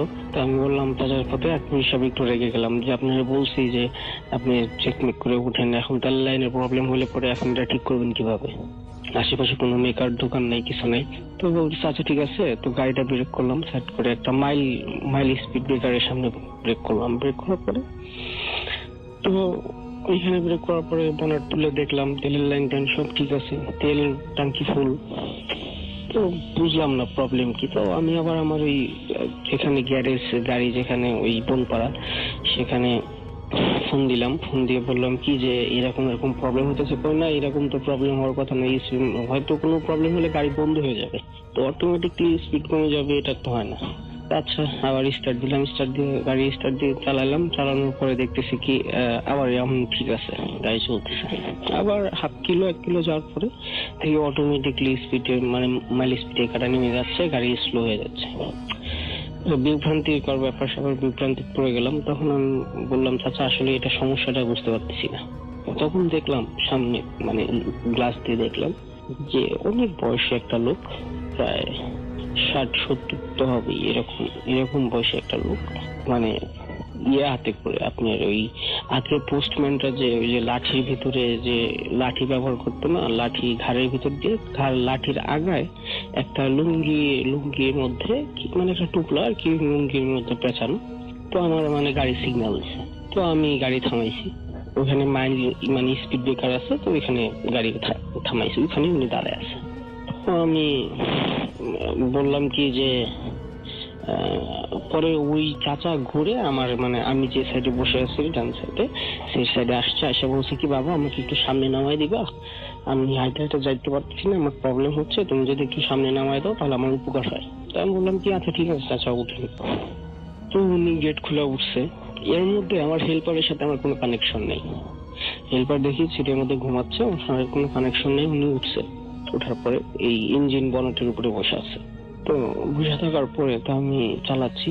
তো চালানোর পরে দেখি কি যে এই আপনার স্পিড এখন মানে মোটামুটি ঠিক আছে, চলছে 30-35, 40-এ যেভাবে পিক আপ ধরে আছে 40-এ যাওয়ার কথা, সেটা 30-35 যাচ্ছে। তো ভালো চালাচ্ছি। হুট করে আমি মানে মাঝখানে চাচার দিকে একবার তাকাইছি, তাকানোর পরে যা দেখলাম আল্লাহ, এই কি চাচার ভিতর দিয়ে মানে চাচার শরীরের ভিতর দিয়ে আমার হেল্পারকে দেখা যাচ্ছে। আমি দেখে তো ভয় পাওয়ার কিছুই নাই। আসলে মানুষ একটা এরকম সিচুয়েশনে পড়লে অনেক মানুষ অনেক রকম হয়ে যায়, কিন্তু আসলে রোডে ঘাটে থাকি, সেরকম ভয় পাওয়ারও কোনো কারণ নেই। তো আমি বলছি যে চাচা আপনি যদি একটু লোডে চড়ে বসেন তাহলে আমার গাড়িটা একটু ভালো মতো চাইতে পারে, একটু ভালো মতো পৌঁছাইতে পারি। তখন চাচা আমার অদ্ভুত একটা কথা বললো যে বাবা আমি তোমার গাড়িতে উঠছি দেখে তুমি এখন পর্যন্ত বেঁচে আছো, না তুমি এতক্ষণ বেঁচে থাকতে না। তো আমি বলছি কাকা তো যাই হোক আপনার কারণে যদি খুব উপকার, যদি আমার যাই হোক উপকার হয়েছে, আপনি আমাদেরকে বাঁচাইছেন, তো কাকা আপনি কে? আমি প্রশ্ন করছি। তো উনি কয় কি যে তোমার এত কিছু প্রশ্ন করার দরকার নেই, তুমি গাড়ি চালাও আর সামনে একটা কবরস্থান আছে, কবরস্থানের সামনে আমাকে নামিয়ে দিও। আমি বললাম আচ্ছা ঠিক আছে কাকা, কোনো কথা বাড়াইলাম না, সোজা চালাচ্ছি। চালাইতে যে কবরস্থানের সামনে বললো এখানে গাড়িটা ব্রেক করো। তো আমি বললাম কাকা এখানে? কয় না এখানে না, একটু সামনে যাও। তো আচ্ছা, সামনে গিয়ে একটা শিমুল গাছ, আপনি রাত্রেবেলা তেমন একটা বোঝা যায় না, তবে মিন করতে পারছি যে শিমুল গাছ। তো শিমুল গাছে ওইখানে বলে এখানে ব্রেক করো। তো কোনো ব্রেক করলাম, তো দেখলাম গাছটা অনেক পুরনো, মনে হয় তাও 100-150 বছর তো হবে এই গাছের বয়স। বলে এখানে ব্রেক করো, আমি এখানেই থাকি আর কখনো রাত্রে এদিক থেকে গাড়ি নিয়ে আসবে না। আচ্ছা ঠিক আছে, কয় সামনে একটা প্রবলেম আছে, সামনে একটা ভাঙা আছে, ওই ভাঙার ভিতরে যদি কোনো প্রবলেম হয় তাহলে এই যে তোমার যে ডান পাশের যে দেখবা, মানে যখন প্রবলেম হবে তখন ডান পাশে দেখবা একটা লাঠি আছে, লাঠিটা ধরে থাকবা। তো কাকা নিয়ে চলে গেল, তো আমি ডান পাশে তাকালাম, দেখলাম কিছুই নেই। আমার ডান পাশে তো গ্লাস, লুকিং গ্লাস, আপনার ট্রাকের যে গ্লাস এগুলো। তো ভাঙার মধ্যে গেলাম, ভাঙার মধ্যে যাওয়ার পরে ওই ভাঙা মানে ওই জায়গা থেকে ওই ভাঙাটা প্রায় 2 কিলোমিটার, 2.5 কিলোমিটার হবে। গেলাম ভাঙা পর্যন্ত, যে দেখি যে আসলে ওখানে কিছুই নাই। ভাঙা পার হয়ে চলে আসলাম, আসার পরে ক্যান্টনমেন্ট পার হয়ে এসে পরে সিলেটে এসে গাড়ি ব্রেক করলাম। ব্রেক করার পরে আমি দেখলাম আমার হেল্পার ঘুমাচ্ছে। ঠিক আছে, হেল্পার ঘুমাতে আমি কাকারে ডাক দিলাম, কাকা এরকম এরকম ঘটনা হয়েছে, আপনি কি দেখছেন? কয় না তো, আমি তো কিছু দেখিনি, কিছু জানি না। তখন বললাম আচ্ছা ঠিক আছে। তো ওকে সারা রাত গাড়ি চালায় ঢাকা আসলাম। ঢাকা আসে আমার আনলোড করলাম, আনলোড করে এসে ওই যে আমি গাড়ি চালানো ছেড়ে দিছি, আজও গাড়ি চালাই না, এই একটা কারণে। যাক, আপনাদেরকে এই কথাটা শেয়ার করলাম। রাসেল ভাই, আর আপনাকে অনেক থ্যাংক ইউ, ধন্যবাদ। আর একজন নতুন অতিথি জয়েন করেছেন আজকে, ফার্স্ট টাইম ভূত ফিল্মে তিনি। আমরা শুনবো তার ঘটনা। আপনার নামটা একটু প্লিজ বলবেন এবং আপনি জানাবেন যে আপনি কোথা থেকে এসেছেন। থ্যাংক ইউ রাসেল ভাই, আমি মোহাম্মদ রিয়াদ, আরসি মিরপুর থেকে। ওকে, চলে যাই আপনার ঘটনায়। আচ্ছা, আমি যে ঘটনাটা শেয়ার করবো সে ঘটনা হলো আমাদের মিরপুরের 1 নম্বরে একটা গার্মেন্টসের ঘটনা। তার ঘটনাটা শুরু এপ্রিল মাসের 25 তারিখে। তো আমি সরাসরি ঘটনায় চলে যাই। তো ঘটনার শুরুটা এমন, একটা গার্মেন্টসের 5 তলা অনেক বড় একটা গার্মেন্টস মিরপুরের, আমি নামটা বলতে পারতেছি না সিক্রেট কারণে। আর ঘটনাটা শুরু হলো, সবাই কাজ করতেছিল ফ্লোরে। তো কাজ করা অবস্থায় হঠাৎ করে একটা মেয়েকে একটা থাপ্পড় মারা হয়। তো কে থাপ্পড় মারে কেউ দেখে না, অদৃশ্য, কিন্তু থাপ্পড় শব্দ আশেপাশে কয়েকজন শুনে এবং কিছুক্ষণ পর মেয়েটার প্রচন্ড জ্বর হয়। তারপর মেয়েটাকে ছুটি দেওয়া হয়, সেদিন আর কোনো ঘটনা ঘটেনি। সেকেন্ড ডে সবাই আসে, অফিসে কাজ করে। ঠিক যখন 11টা বাজে একটা মেয়েকে খুঁজে পাওয়া যাচ্ছিল না। তো খুঁজে পাওয়া যাচ্ছিল, কোথাও পাওয়া যাচ্ছে না, সবাই খোঁজাখুঁজি করে, কোথাও পায়নি এবং মেয়েটাকে আসতে দেখা গেছে। তো সেকেন্ড টাইম যখন বিকেল 5টা বাজে ঠিক তাকে পাওয়া যায় ওয়াশরুমে, খুব অদ্ভুত চোখে, চোখ দুটো বড় বড় করে তাকিয়ে আছে এবং একজন লোক দেখার পর সে সবাইকে বলে। তারপর তাকে গিয়ে দেখে যে সত্যি সত্যি চোখগুলো বড় বড় করে দাঁড়িয়ে আছে এবং কিচ্ছু বলে না। তাকে ডাকতে হয়, সে কোনো রেসপন্স করে না। তারপর কিছুক্ষণ পর একজন সাহস করে গিয়ে তাকে ছোঁয়ার সাথে সাথে সেন্সলেস হয়ে পড়ে যায়। তো সেদিন আর কোনো ঘটনা ঘটেনি। তারপর দিন যেটা হয় সেটা হলো, সবাই কাজ করতেছিল, তো সবাই একটু ভয় পাচ্ছিল। তারপর দুটা মেয়ে, মানে একটা মেয়ে ওয়াশরুমে যাবে, তো সে ভয় পাচ্ছিল, সাথে একজনকে নিয়ে গেল। তো কি করলো, ওয়াশরুমের গেটটা ওপেন করে রাখলো এবং বাইরে আরেকটা মেয়ে দাঁড়িয়ে তাকে পাহারা দিচ্ছিল। তো অনেকক্ষণ হওয়াতে সে আর বেরোচ্ছিল না, তাকে ডাকতে হলো, কোনো রেসপন্স না করাতে সে কি করলো, দরজাটা ধাক্কা দিল। ধাক্কা দিয়ে যেটা দেখলো যে মেয়েটা ওয়াশরুমের মাথাটা তার ওয়াশরুমের ভিতরে ঢুকানো। সেই দেখে চিৎকার করে সবাইকে ডেকে আনার পর মেয়েটার মাথাটা ভিতরে ছিল না, মাথাটা ভিতরে ছিল না, সে দাঁড়িয়ে ছিল সে আগের মেয়ের মতো চোখগুলো বড় বড় করে, এবং তাকে ডাকা হয়, রেসপন্স না করায়। তো এরকম আরেকজন সাহস করে গিয়ে তাকে ছুঁয়ে সে সেন্সলেস হয়ে পড়ে যায়।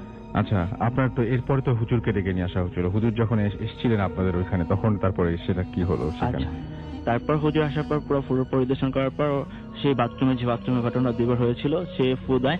ঘটনা শুরু হয় গিয়ে ভিতরে শুরু হয়, ঠিক ফু দেওয়ার 2 মিনিট পরই শুরু হয়। সবাই কাজ করতেছিল, হঠাৎ করে একটা মেয়ে দাঁড়িয়ে যায় এবং নিজের গাল নিজে থাপ্পড় মারে। সেকেন্ড টাইম হাওয়ায় ভেসে সে উপরে উঠে পর ধাম করে মাটিতে পড়ে যায়। এই থেকে সবাই তার কাছে যায়, যে তাকে ধরে, তাকে সে মারধর করে। এখনো কি সমস্যা আছে এখানে? না, এখনো ওরকম সমস্যা নাই, বাট ছিল কিছুদিন আগে। তো তারা নাকি বড় কোনো হুজুর কোন ডেকে জবাই টবাই করে ঠিক করছে প্রবলেমটা। ওকে, ঘটনাটা আপনি যেভাবে বলেছিলেন এখানে আমরা সেভাবে পেলাম না জিনিসটা, আপনি অনেক মনে হয় নার্ভাস। আমরা পরবর্তী অতিথির কাছে যাই এবং তার কাছ থেকে ঘটনা শুনি, এবং তিনি যে ঘটনাটি বলবেন সেটি বেসিক্যালি সেই ঘটনাটা হচ্ছে অস্ট্রেলিয়ায় ঘটেছে এবং একটু অদ্ভুত টাইপের একটা ঘটনা। আমরা সেই ঘটনাটা শুনবো। আপনি প্লিজ একটু আপনার নামটা বলবেন এবং আপনি কোথা থেকে এসেছেন, তারপর আপনার ঘটনা শুনবো আমরা। থ্যাংক ইউ রাসেল ভাই, আমি হৃদয় বলছি। আমি এসেছি ইন্ডিয়া রোড ফার্মগেট থেকে। তো সরাসরি আমি ঘটনায় চলে যাচ্ছি। ঘটনাটি ঘটে আমার কাজিন সাইমনকে নিয়ে অস্ট্রেলিয়ার সিডনিতে 2008 সাল এপ্রিল মাস। তখন ওখানে প্রচন্ড শীতকাল, তাপমাত্রা প্রায় 3 থেকে 4 ডিগ্রি সেলসিয়াস। কাজিন সাইমন সহ তাদের 3-4 জন ফ্রেন্ডরা মিলে ডিসিশন নেয় যে কিছু একটা অ্যাডভেঞ্চার করা। তো অ্যাডভেঞ্চার করতে করতে হঠাৎ করে একজন বলে যে সিডনি থেকে 3-4 কিলোমিটার দূরে উলঙ্গন নামক একটি জায়গা আছে এবং সেখানে একটি প্রাচীন চার্চ আছে এবং মানে গ্রিকদের আন্ডারে, এবং মানে গ্রিকদের আন্ডারে চার্চ আছে। তো চার্চের পাশে একটা পুরনো কবরস্থান রয়েছে। তো তারা ডিসিশন নেয় যে এটা ঠিক আছে, তো ওখানে যাওয়া যাক। তো তারা সিডনি থেকে লং ড্রাইভ করে সেখানে যায় রাত 2:30টার দিক দিয়ে। সেখানে গিয়ে তারা ওই কবরস্থানের ভেতরে ঢুকে প্রায় 10 মিনিট হাঁটার পর তারা একটা বাচ্চা কবরের কাছে এসে তারা 4 জন ভয়ে থমকে দাঁড়ায়। তারা 4 জন মিলে দেখতে পায় যে কবরস্থানের মাথার কাছে থাকা একটি ক্রসে, এবং সেই কবরটা ছিল বেশ পুরনো, প্রায় 80-90 বছর আগেকার, এবং সম্ভবত সেটি একটি বাচ্চার কবর। হ্যাঁ, তো তারা সেটা দেখে সেই কবরটাতে তারা লক্ষ্য করে একটা অবয়ব ভেসে উঠছে, এবং কালো একটা অবয়ব, এবং চোখ দুটো সম্পূর্ণ কালো। এবং জনি ভাই সেখান থেকে বলে যে সাইমন, তোমার হাতে থাকা সেই টর্চ লাইটটা ওই ক্রস বরাবর ধরো, দেখো তো কিছু দেখতে পাও কিনা। ঠিক আমার ওই সাইমন ভাই টর্চ লাইটটা নিয়ে ক্রস বরাবর ধরলো, কিন্তু কিছুই দেখতে পেল না। কিন্তু যখন নাকি টর্চটা বন্ধ করা হয়, ওই ফেসটা আবারও ভেসে ওঠে। এটা তো দেখে তারা সবাই ভয় পেয়ে যায় এবং সৃষ্টিকর্তার নাম নিয়ে তারা দ্রুত ওই কবরস্থান ত্যাগ করে। তো তারা হাঁটতে হাঁটতে লোকালয়ের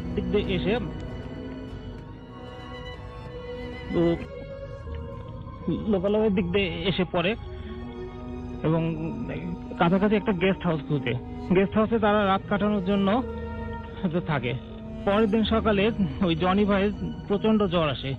জনি ভাই এই ঘটনাটা শেয়ার করে তার এক কাছের এক বন্ধুকে, যিনি অস্ট্রেলিয়াতে থাকেন। তো তখন ওই বন্ধু সেই ঘটনাটা শুনে বলে, আজ থেকে প্রায় 80 থেকে 90 বছর আগে সেখানে এক বোর্ডিং স্কুল ছিল। সেই বোর্ডিং স্কুলের এক প্রিস্ট সেই বাচ্চা মেয়েটিকে শাস্তি দেওয়ার জন্য একটি রুমে আটকে রাখে। মেয়েটি ভয় পেয়ে সেই রুমে মারা যায়, এবং মারা যাওয়ার আগে ওই প্রিস্টটিকে অভিশাপ দিয়ে বলেছিল যে তোর কোনো একটা ক্ষতি হবে। ঠিক মেয়েটাকে মারা যাওয়ার পর সেই কবরস্থানে তাকে দাফন করা হয়।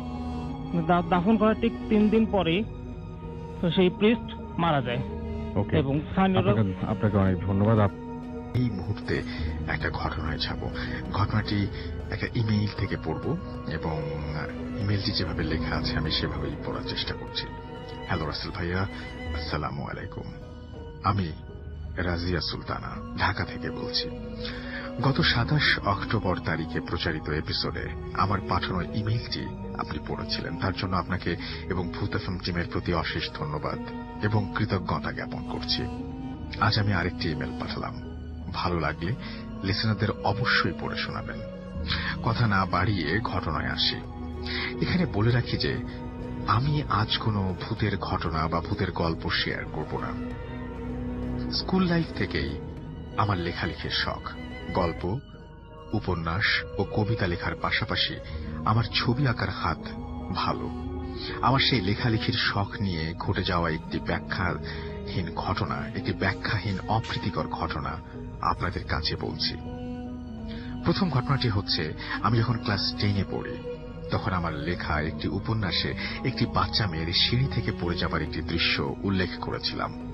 আমার সাথে ঘটনাটি ঘটে তার ঠিক কিছুদিন পর। সেদিন আমি কোচিং শেষে ওপরতলা থেকে নামার সময় পা পিছলে সিঁড়ি থেকে পড়ে গিয়ে আমার পা মচকে যায়, ঠিক যেভাবে আমার গল্পতে ওই দুর্ঘটনার বর্ণনা দিয়েছিলাম। খুবই অদ্ভুত। এবার বলছি দ্বিতীয় ঘটনা। 2015 সালে আমার ছোট আন্টির স্টুডেন্ট ভিসা নিয়ে মালয়েশিয়াতে যাওয়া এবং তার স্বপ্ন পূরণের পটভূমি নিয়ে আমি একটি গল্প লিখেছিলাম। কাহিনীর অংশ হিসেবে সেখানে আমি মূল গল্পের চরিত্রের ডেঙ্গু হবার বর্ণনা করেছিলাম। গল্পটা লিখে শেষ করার বেশ কিছুদিন পর আমি জানতে পারলাম আমার সেই ছোট আন্টি তার একটি বিশেষ কাজের জন্য 3 দিনের ছুটিতে ঢাকায় আসছেন। আমরা বেশ খুশি হলেও ব্যাপারটা মোটেও আনন্দের ছিল না, কারণ ততদিনে আন্টির ব্রেস্ট ক্যান্সার ধরা পড়েছে। তাই তার চিকিৎসার জন্য বছরখানিক ছুটি নিয়ে তার ক্যাম্পাসে দরখাস্ত করলেন এবং বর্তমানে তিনি সম্পূর্ণ সুস্থ মালয়েশিয়াতে ফিরে গেছেন। আরেকটি সেমিস্টার বাকি আছে তার। আমার আন্টিকে দেখলে আমি এখন এক ধরনের অনুতাপ বোধ করি। কেন আমি গল্পটা লিখতে গিয়েছিলাম? কেন আমি লিখেছিলাম নায়িকার ডেঙ্গু হবার বর্ণনা? কেন আমি লিখেছিলাম তার মাথায় বয়কার চুল? যে কারণে আমার আন্টির ক্যান্সার ধরা পড়ল, কেমোথেরাপির কারণে মাথার চুল পড়ে গিয়েছিল, আর এখন আন্টির মাথা ভরা ছোট ছোট চুলগুলোকে দেখলেই আমি অনুতপ্ত হই। তাহলে কি আমার সেই গল্পটা লেখার কারণেই আমার আন্টির এই অবস্থা হলো? এখন তৃতীয় ঘটনা বলার পালা। এখানে আমি একটি গল্পে একজন গৃহিণী মায়ের মাছ কুটতে গিয়ে হাত কেটে যাবার বর্ণনা লিখেছিলাম। ঠিক কিছুদিন পরে ভাঙা কাঁচে হাত লেগে আমার হাত কেটে যায়। ব্লিডিং সহজে বন্ধ হচ্ছিল না বলে হাসপাতালে যেতে হয়েছিল। আমার এই দুর্ঘটনাটি ঘটে ঠিক যেভাবে গল্পটাতে আমি লিখেছিলাম। বলছিলাম যে আমার লেখালেখির শখের সাথে এরকম অপ্রীতিকর ঘটনাগুলো কোনো অলৌকিক ব্যাখ্যা আছে কিনা জানি না, তবে আমি সচেতন হয়েছি। এখন আমি আমার লেখায় কোনো ফিকশনে বা স্টোরিতে কোনো ধরনের অপ্রীতিকর ঘটনা লিখি না। গল্প উপন্যাস পড়া যেহেতু এক ধরনের বিনোদন, তাই আমি শুরু থেকে শেষ পর্যন্ত 100% আনন্দ আমার পাঠককে দিতে চেষ্টা করি। তার জন্য আমি যথেষ্ট প্রশংসাও পেয়েছি। তো রাসেল ভাইয়া, সবশেষে আপনার প্রতি বিনীত অনুরোধ, আমার এই মেইলটি ভালো লাগলে অবশ্যই পড়বেন এবং আমি একজন ভালো সাহিত্যিক হতে পারি যেন, তার জন্য সবার কাছে দোয়া কামনা করছি। আল্লাহ হাফিজ। রাজিয়া সুলতানা, শিক্ষার্থী, গার্হস্থ্য অর্থনীতি অনুষদ, ঢাকা বিশ্ববিদ্যালয়। কি অদ্ভুত না? একজন মানুষ একটা ঘটনা লিখবেন বা একটা গল্প লিখবেন, একটা ফিকশন লিখছেন, তিনি যা লিখছেন সেটা সত্যি হয়ে যাচ্ছে। তিনি যেভাবে বর্ণনা দিচ্ছেন সেভাবেই ঘটনা ঘটছে। তিনি যা ভাবছেন তাই ঘটছে বাস্তবে। মেলানো যায় না।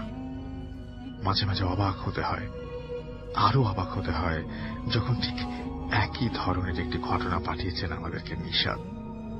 তিনি ঢাকাতে একটা প্রাইভেট ইউনিভার্সিটিতে পড়াশোনা করছেন। তার ঘটনাটি আমি পুরোটা পড়ব না।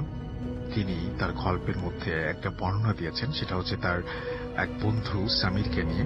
তিনি প্রথমে বলেছিলেন যে তাদের বাসায় কোনো একজন অতিথি এসেছিলেন, কি তার কেউ একজন না দেখেই সেটা বলতে পেরেছিল, এবং তিনি বলছিলেন যে তিনি একটা স্বপ্ন, মানে তার এক স্বপ্নের মধ্যে তিনি দেখেছিলেন যে গেস্টরা হতে বাসায় বেড়াতে এসছেন এবং কি ধরনের কাপড় চোপড় পরে আছেন সেই ব্যাপারটাও বলে ফেলেছিলেন। যাই হোক, কিন্তু সবচেয়ে এই গল্পের মূল যে পার্টটা সেটা হচ্ছে কোনো একদিন এক বড় ভাই তাদের বাসায় এলেন, এবং যে বড় ভাইটা এসেছিলেন এবং যার কথা বললাম, এবং তার পরপরই তাদের তখন ইলেকট্রিসিটি ছিল না, বন্ধ হয়ে যাওয়া কম্পিউটারে হঠাৎ করে পাওয়ার চলে এসেছিল এবং সেখানে লেখা উঠেছিল, যার কথা বলছিলেন সেটা তার নাম হচ্ছে অভি, এবং লেখাটা উঠেছিল এভাবে যে অভি ইজ ইন ডেঞ্জার। মানে ইলেকট্রিসিটি নাই কিন্তু কম্পিউটারে এরকম একটা লেখা হঠাৎ করে আসলো। খুব অদ্ভুত ব্যাপার কিন্তু। এবং তার কিছুক্ষণ পরেই তারা জানতে পারলেন যে হি ইজ ইন ডেঞ্জার, এবং তার মা ফোন করে জানালেন যে তার একটা অ্যাক্সিডেন্ট হয়েছে। তিনি যশোর যাচ্ছিলেন সম্ভবত, এবং তারাও তখন যশোর তাদেরকে যেতে হয়েছিল সেই মানে ভাইয়ার কি অবস্থা সেটা দেখার জন্য। তো এটা খুব অদ্ভুত লেগেছে আমার কাছে। এই ঘটনাটি আমি পুরোটা পড়লাম না, কারণ ঘটনাটি মোটামুটি একই ধরনের, আর পুরোটা পড়ার মতো, যদিও আমি রিয়েলি সরি যে পড়ার মতো মনে হয়নি বলেই আমি পড়িনি, বাট এই ঘটনাটিও খুব অদ্ভুত। বাবাই আপনার ঘটনাটা আমরা শুনে ফেলি। নেক্সট যে স্টোরিটা আছে, আপনি যেটা বলেছিলেন যে বেশ অবিশ্বাস্য একটা ঘটনা, চলুন শুনি। ভাই কাহিনীটা আসলে এটা একজনের লাইফ এক্সপেরিয়েন্স।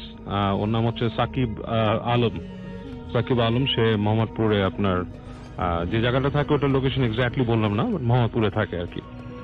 তো ও আমার সাথে কন্ট্যাক্ট করে ইদানিং, কিন্তু আচ্ছা অনেকের কাছে কাহিনী শুনছি রাসেল ভাই, বিশেষ করে বৃষ্টির দিনে আর কি, সবাইকে বলে ডেকে আনছি, তারপর কাহিনী শুনছি। তো আমার সাথে কন্ট্যাক্ট করে আসে এরকম বৃষ্টির দিনেই, তো বসে কাহিনীটা শেয়ার করো, লাইফের একটা এক্সপিরিয়েন্স।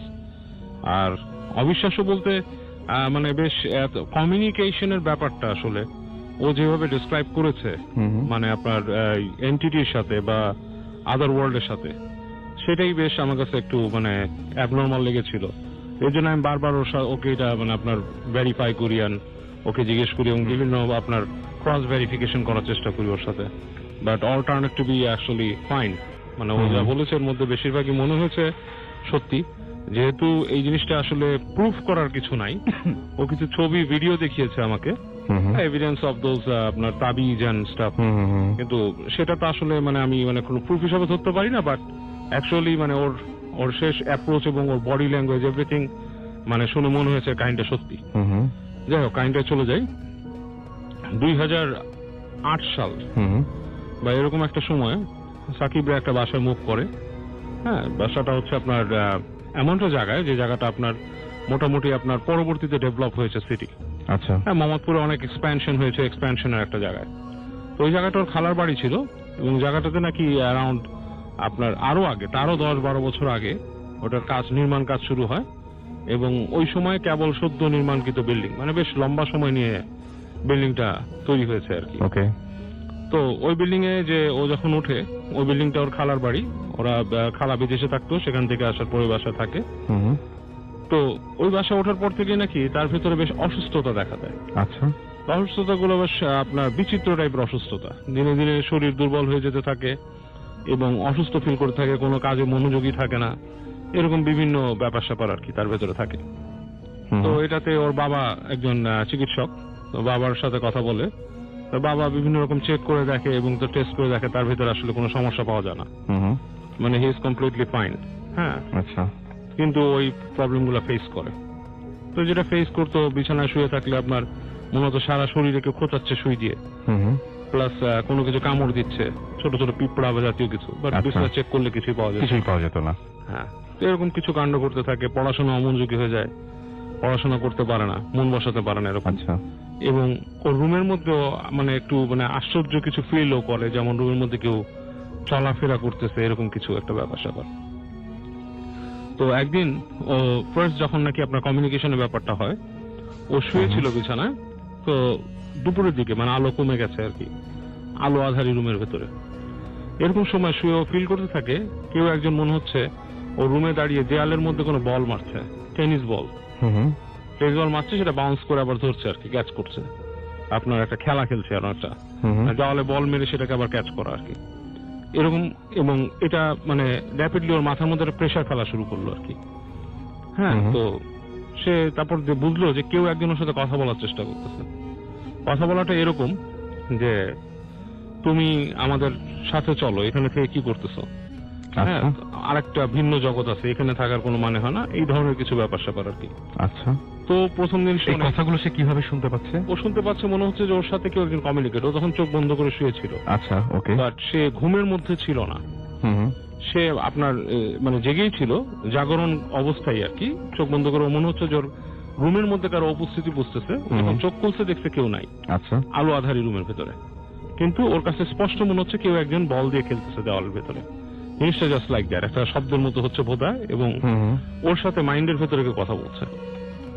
তো যাক, সে ওইটাকে প্রথম দিন ইগনোর করে বা মনে করে তার মনের কোনো হ্যালুসিনেশন বা সামথিং, এবং নেক্সট দিন যেটা হয়, ওই যে আপনার মনে হচ্ছে যে একই রকম খেলা কেউ খেলছে মার্বেল দিয়ে ফ্লোরে, জোরে জোরে মার্বেল ফেলতেছে এন্ড কমিউনিকেট করার চেষ্টা করতেছে, এবং ওই আপনার গা জ্বালা পোড়া করতেছে, এরকম ফিলিংস গুলো ওর মধ্যে হওয়া শুরু করে। তো প্রথম দিন যেটা করে, ওর মার সাথে কথা বলে, ওর মা বলে যে ঠিক আছে, ওকে মানে ওদের একটা সাজেশন অনুযায়ী ফ্যামিলিগত যে কোনো একজন হুজুর, বাংলাদেশে বেশ নাম করা একজন হুজুর বা পীর সাহেব, তার কাছে ওকে নিয়ে যাওয়া হয়। সেই পীর সাহেব তাকে বলে তার বাড়িতে ঝাড়ু দিয়ে বাড়ির ধুলো নিয়ে আসতে, বাড়িতে যত ধুলো আছে বলছে ঝাড়ু দিয়ে বাসার থেকে ধুলোগুলো নিয়ে আসবা।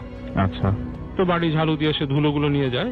পীর সাহেব কি করে, ওই ধুলোগুলোর মধ্যে কিছু একটা পড়ে দেয়, পড়ে তাকে 4টা পেরেক আনতে বলে, ওই পেরেকটাও পড়ে দেয়, বলে তোমার রুমের চারপাশে 4টা লাগাবা, আর এই ধুলোগুলো একটা পোটলা করে ওই পেরেকের সাথে লাগাই দিবা। ওকে। এবং সাইমালটেনিয়াসলি একই সাথে সে একটা কাজ করে, একজন বাসায় একজন হুজুর আসতো তার, যে আরবি পড়াতো তাকে, সে হুজুরের কাছে সেই ঘটনা বলার পর হুজুর তাকে তাবিজ দেয় একটা, এন্ড আপনার একটা প্লেট দেয়, প্লেটের মধ্যে কিছু লিখে দেয় আর কি, মাটির পোড়া মাটির প্লেটে, বলে এটাও দরজার সামনে ঝুলায় রাখতে। এনিওয়ে, তো ও যখন এগুলো করে ওই হুজুরের কথা মতো পেরেক মারে এন্ড ওই জিনিসটা টানায় বাসার মধ্যে, এরপর থেকে নাকি আরো ভয়ঙ্কর ভাবে তার সামনে এইসব জিনিস অ্যাপিয়ার হওয়া শুরু করে এবং খুব রাগম্বিত ভাবে ওর সাথে কথা বলা শুরু করে যে তুমি মনে করতেছো যে তুমি এরকম করে পার পেয়ে যাবা, এরকম কিছু হবে না, তোমাকে আমরা ঠিকই ধরবো। এবং ওকে নাকি বলতে থাকে আমাদের একটা কাজ করে দিতে হবে, তোমাকে কাজ করে না দিলে তোমাকে আমরা নিয়ে যাব, তোমাকে আমরা ছাড়বো না, হ্যাঁ, এইসব জিনিস। তো ও নাকি মানে দেখে যে ওই রুম থেকে, ও চোখ বন্ধ করে থাকে, দেখে যে রুম থেকে বেরোনোর চেষ্টা করে, ও রুম থেকে বেরোতে পারতেছে না, প্রত্যেকটা রুম ওর কাছে আর অন্যরকম একটা রুম লাগছে। এবং সে নাকি ওই তখন তাকায় বারান্দায় আসছে, এসে দেখতেছে তার আশেপাশের ডিমেনশনটা চেঞ্জ হয়ে গেছে, মনে হচ্ছে আশেপাশে সবকিছুর মধ্যে মানে একটা ডিফারেন্ট চেহারা, লাল লাল আগুন লাগতেছে।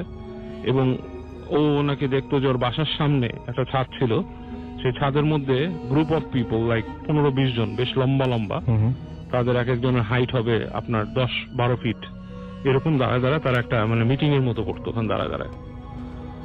তো এগুলাতে সে বেশ এফেক্টেড হয় এবং সে এসব কাজ হয় না।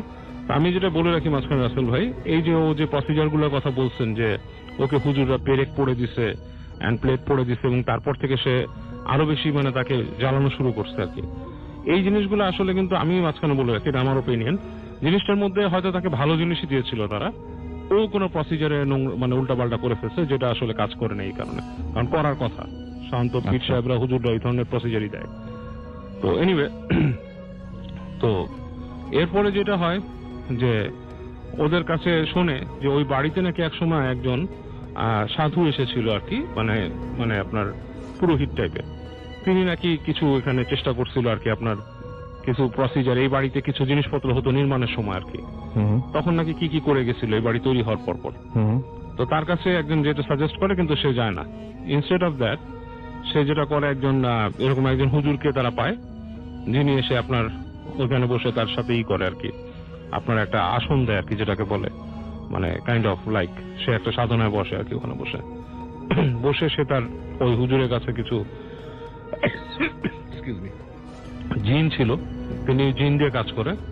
তো যেটা পায় ওদের ছাদের উপরে নাকি আপনার ট্যাঙ্কির পাশে একটা জায়গা থেকে মানে ছাদের একটা কোণা থেকে একটা তাবিজ বের করে নিয়ে আসে, এন্ড আরেকটা তাবিজ বের করে হচ্ছে আপনার মাটির নিচ থেকে, সেটা আর কি উনি বসে থাকে রুমে, কিন্তু উনি এরকম হাত দেয়, দেখে হাতের মধ্যে একটা মুঠোর মধ্যে একটা আপনার তাবিজ চলে আসে, আর মাটি অনেক হাতে মাখানো, সেটা নাকি মাটির তল থেকে পায়। আর ওর যে ম্যাট্রেস, সেই ম্যাট্রেসের ভেতরে নাকি একটা তাবিজ পায়, এবং সেগুলা মানে বিভিন্ন রকমের মানে আপনার কিছু কথা লেখা, সেগুলা মানে অক্ষরগুলো আরবি বাট উল্টা পাল্টা, মানে হাইরোগ্লিফিক টাইপের লাগলো আমার কাছে দেখে, ও আমাকে দেখাচ্ছিল লেখাটা। এনিওয়ে, তো এই জিনিসটা হওয়ার আগে নাকি সে ভয় পেয়েছিল, একদিন ওই ম্যাট্রেসে শুয়েছিল, হঠাৎ সে দেখে যে কিছু একটা বড়, একটা ইঁদুরের চেয়ে বড় কিছু একটা ছুটে এসে তার ম্যাট্রেসের তল দিয়ে চলে যায়, এবং মানে ম্যাট্রেসটা আপনার মানে ওঠানামা শুরু করে দেয়, দোলা শুরু করে, মাটি যেরকম কাঁপে সেরকম। তারপরে হুজুর এসে প্রসিজার করে এবং এগুলো বের করে আর কি। তো বের করার পর থেকে নাকি এখন ওই বাসায় কিছু দেখা যায় না, বাট বাসার নিচে নাকি এখনো অনেকে দেখে যে এরকম ভোর রাতে কে হাঁটাহাঁটি করতেছে বাসাটার নিচে। ওকে, অনেক ধন্যবাদ আপনাকে। আমরা চলে যাব আমাদের পরবর্তী ঘটনায়, এবং আমাদের সাথে আরো একজন নতুন অতিথি উপস্থিত আছেন, তার নাম কামাল, রাইট? কামাল, আপনি কোথা থেকে এসেছেন? আমি উত্তরা থেকে এসেছি, আমি আইইউবিটি ইউনিভার্সিটিতে পড়ি। আমি যে ঘটনাটি শেয়ার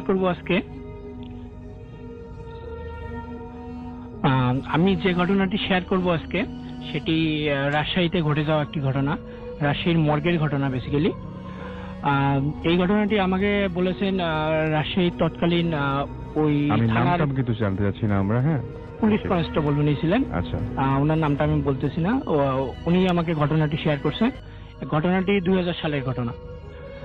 তো উনি একদিন অফিসে যান, 2000 সালের দিকে উনি অফিসে গিয়ে শুনতে পারেন যে এই রাজশাহীতে পাশেই একটি গ্রাম ছিল, তো ওখানে একটা মেয়ে আত্মহত্যা করছে। তো আত্মহত্যা করছে, তার আগে এসএসসি এক্সাম ছিল, সে এক্সামে সামাও খারাপ রেজাল্ট করার কারণে সে এই কাজটি করে। তো যথারীতি পুলিশ চলে যায় ওখানে, গিয়ে লাশটা নিয়ে আসে ময়নাতদন্ত করার জন্য। তো লাশটা একটা ভ্যানে করে নিয়ে আসা হয়।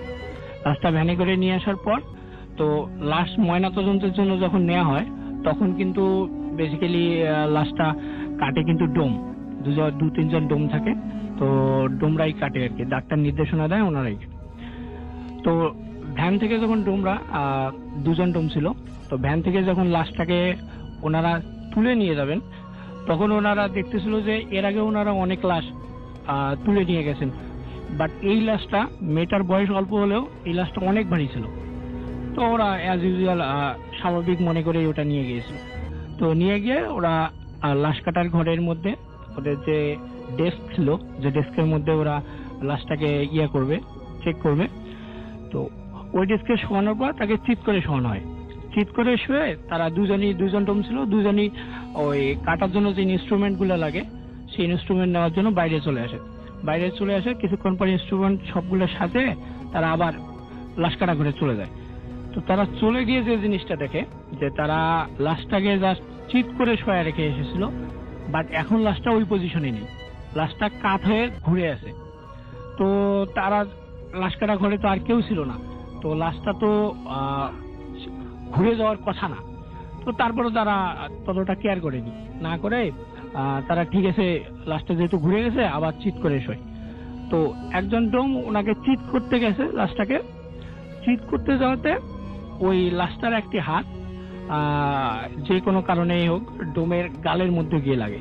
তো গালের মধ্যে গিয়ে লাগার সাথে সাথেই ওই ডোম যিনি চিৎ করতে গেছেন উনি ছিটকে পড়ে যান, জোরে চিৎকার করে ছিটকে পড়ে যান। তো অন্য যে ডোমটি ছিল উনি দেখেন যে জাস্ট মেয়েটার হাতটি ওই ডোমের গালের মধ্যে লেগে গেছে, বাট ওই অতটুকু লাগার জন্য ডোমটা এত জোরে ছিটকে পড়ে যায় এবং চিল্লাপাল্লা করে। তো উনি যখন ওনার কাছে জিজ্ঞেস করে যে কি হলো, আপনি এত জোরে পড়ে গেলেন কেন? তো ওই ডোমটা যেটা বলে যে আমাকে এত জোরে মারছে সেটা বলার মতো না, এটা কোনো মানুষের মাইর হতে পারে না।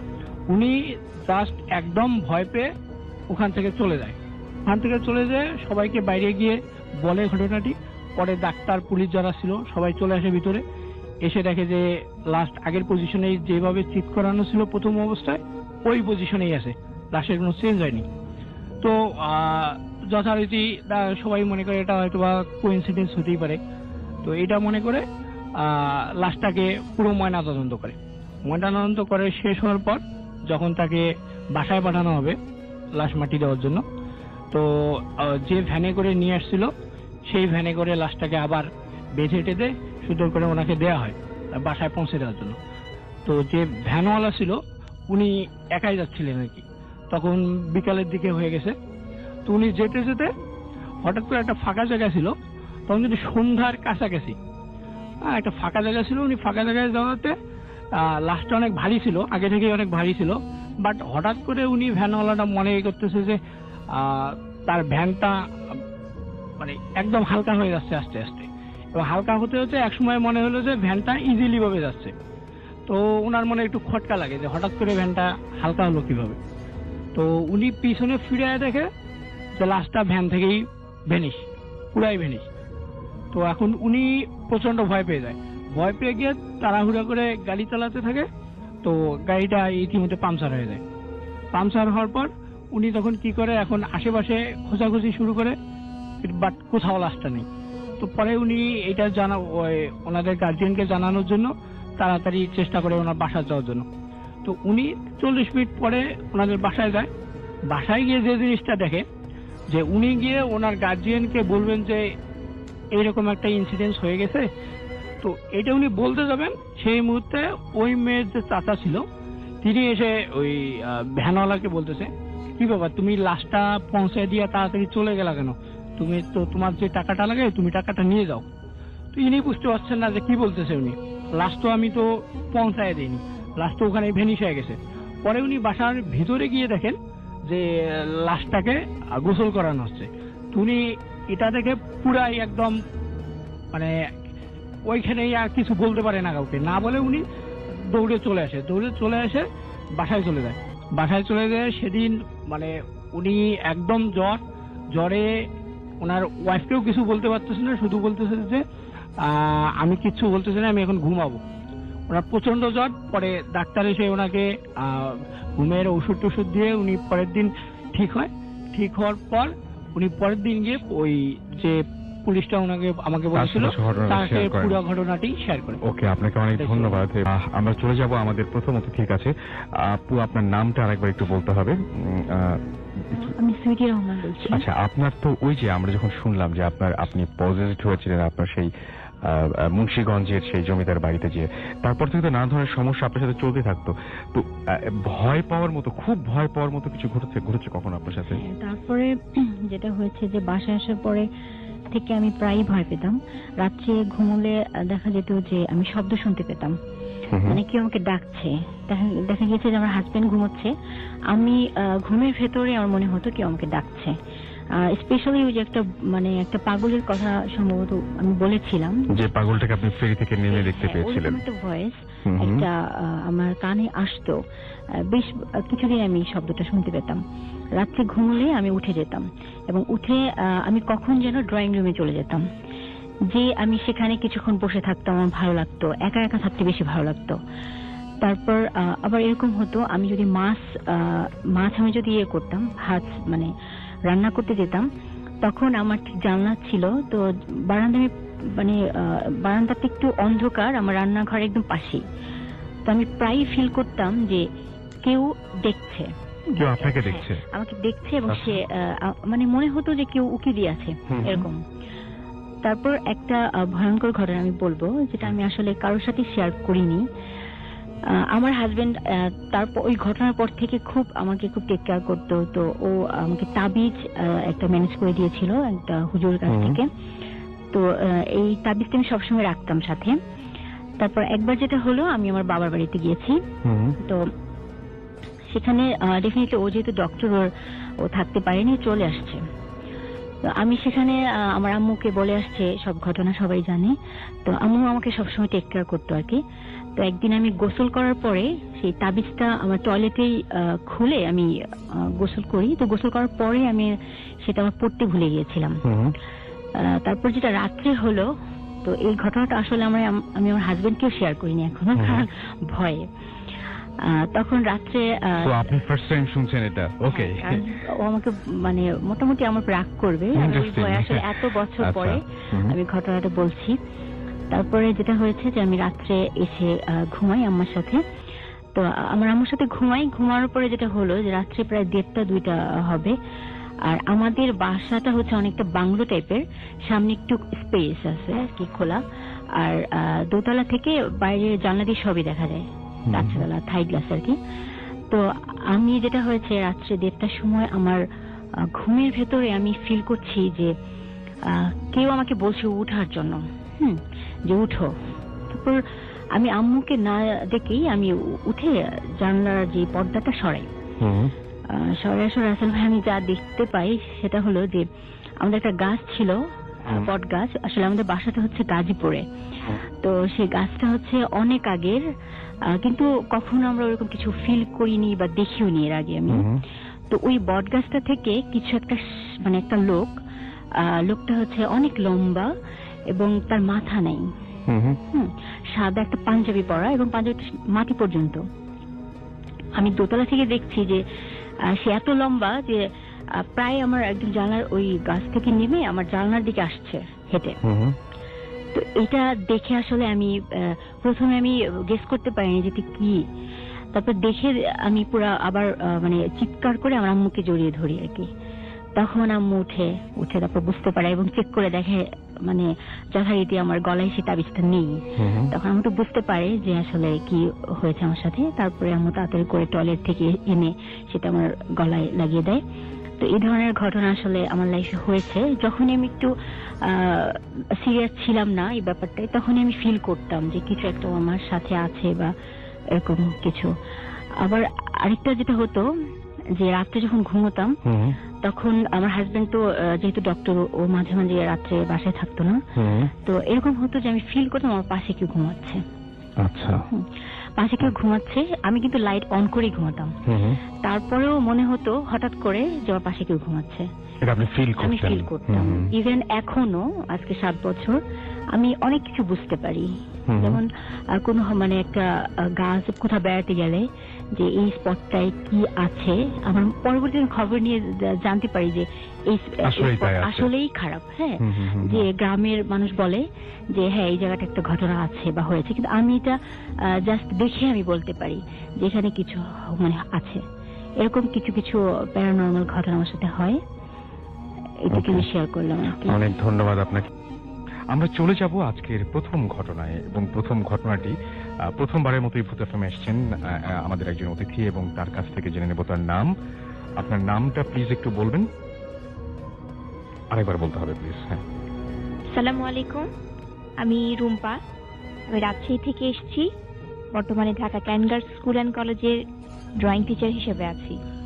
ওকে, সো আপনার যে ঘটনাটা, সেই ঘটনাটা কি ঢাকায় ঘটেছে না রাজশাহীতে ঘটেছে? না, এটা প্রায় 2 থেকে 2.5 বছর আগের ঘটনা, আমার বিয়ের আগের ঘটনা। আমার দেশ রাজশাহীতে, আমার বাসায় ঘটেছে, এবং ঘটনাটা আমার নিজের সাথেই ঘটা। আচ্ছা, রাজশাহীর কোন এলাকায় বলবেন নাকি এটা? রাজশাহীর কোন এলাকা না, ঠিক আমার মানে মেইন পয়েন্টই আমার বাসা, রাজশাহী মেডিকেল কলেজ যেটা, তার পাশেই আমার বাসা। শুরু করুন আপনার ঘটনা, আমরা শুনি আপনার ঘটনাটা। ঘটনাটা ঘটে প্রায় 2-2.5 বছর আগে আমার নিজের বেডরুমে। আমি ঘুমাচ্ছিলাম, রাত 3:30 বাজে তখন। আমি বেশ কিছুদিন থেকে নোটিস করি যে ঠিক শীতের সময় একটা কালো বেড়াল আমার রুমে আসে, এবং সেটা বোঝার আগে আমি বেশ কয়েকদিন নোটিস করি যে রুমে রাতের দিকে একটা শব্দ হয়, ঠিক একটা বিড়াল এসে কোনো কিছুর উপরে বসলে বা কোনো কিছুর উপরে হাঁটাহাঁটি করলে ঠিক যেরকম একটা শব্দ হয় এমন শব্দ। বাট আমি সেটা প্রথমে কিছুদিন বুঝতে না পেরে একটু ভয় পাচ্ছিলাম। তো একদিন হঠাৎ আমি খেয়াল করি একটা কালো বিড়াল আমার রুমে এরকম আসে, এবং বিড়ালটা এসে ঠিক একটা নাটকীয় ভাব তার মধ্যে থাকে। এমনি বিড়ালটার মধ্যে এমন কিছু মনে হয়নি যে বিড়ালটা একটু অস্বাভাবিক বা এরকম কিছু, কিন্তু বিড়ালটার মধ্যে যে নাটকীয় ভাবটা ছিল, যখন বিড়ালটাকে একটা কালো বিড়াল আমার রুমে থাকছে আমি একটু ভয় পাই। এই জন্য বিড়ালটাকে আমি বেশ কিছুদিন চেষ্টা করেছি যে ওকে আমি তাড়িয়ে দিই বা বিড়ালটা যেন আমার রুমে না থাকতে পারে, কিন্তু বিড়ালটা ঠিক এমন একটা আচরণ করে মনে হচ্ছে সেটা আমার পোষা বিড়াল, এবং আমি যেন তাকে রুম থেকে বের করে না দিই সেটা একটা নাটকীয় চেষ্টা, যে আমাকে ওর ভাষায় মনে হচ্ছে আমাকে বলার চেষ্টা করে যে প্লিজ আমাকে শীতের রাতে আমাকে রুম থেকে বের করে দিও না। তো আমি এটার জন্য আর পরে আর তেমন কিছুই করিনি, যে ঠিক আছে ও যখন প্রতিদিন রাতে এসে আমার রুমে এভাবে থাক, সমস্যা নেই। একদিন এরকম রাতে হঠাৎ করে আমার ঘুম ভেঙে যায়, আর আমার বাবা প্রায় রাতেই এরকম করেন, উনি অনেক রাত পর্যন্ত নামাজ পড়েন, দোয়া দুরুদ পড়েন, এবং ঠিক রাতে উনি ঘুমাবার আগে সবাইকে একবার চেক করেন যে আমরা সবাই ঘুমাচ্ছি কিনা। হ্যাঁ, আমার দাদিকে চেক করেন আমি ঘুমোচ্ছি কিনা আলাদা রুমে, সেটা চেক করেন।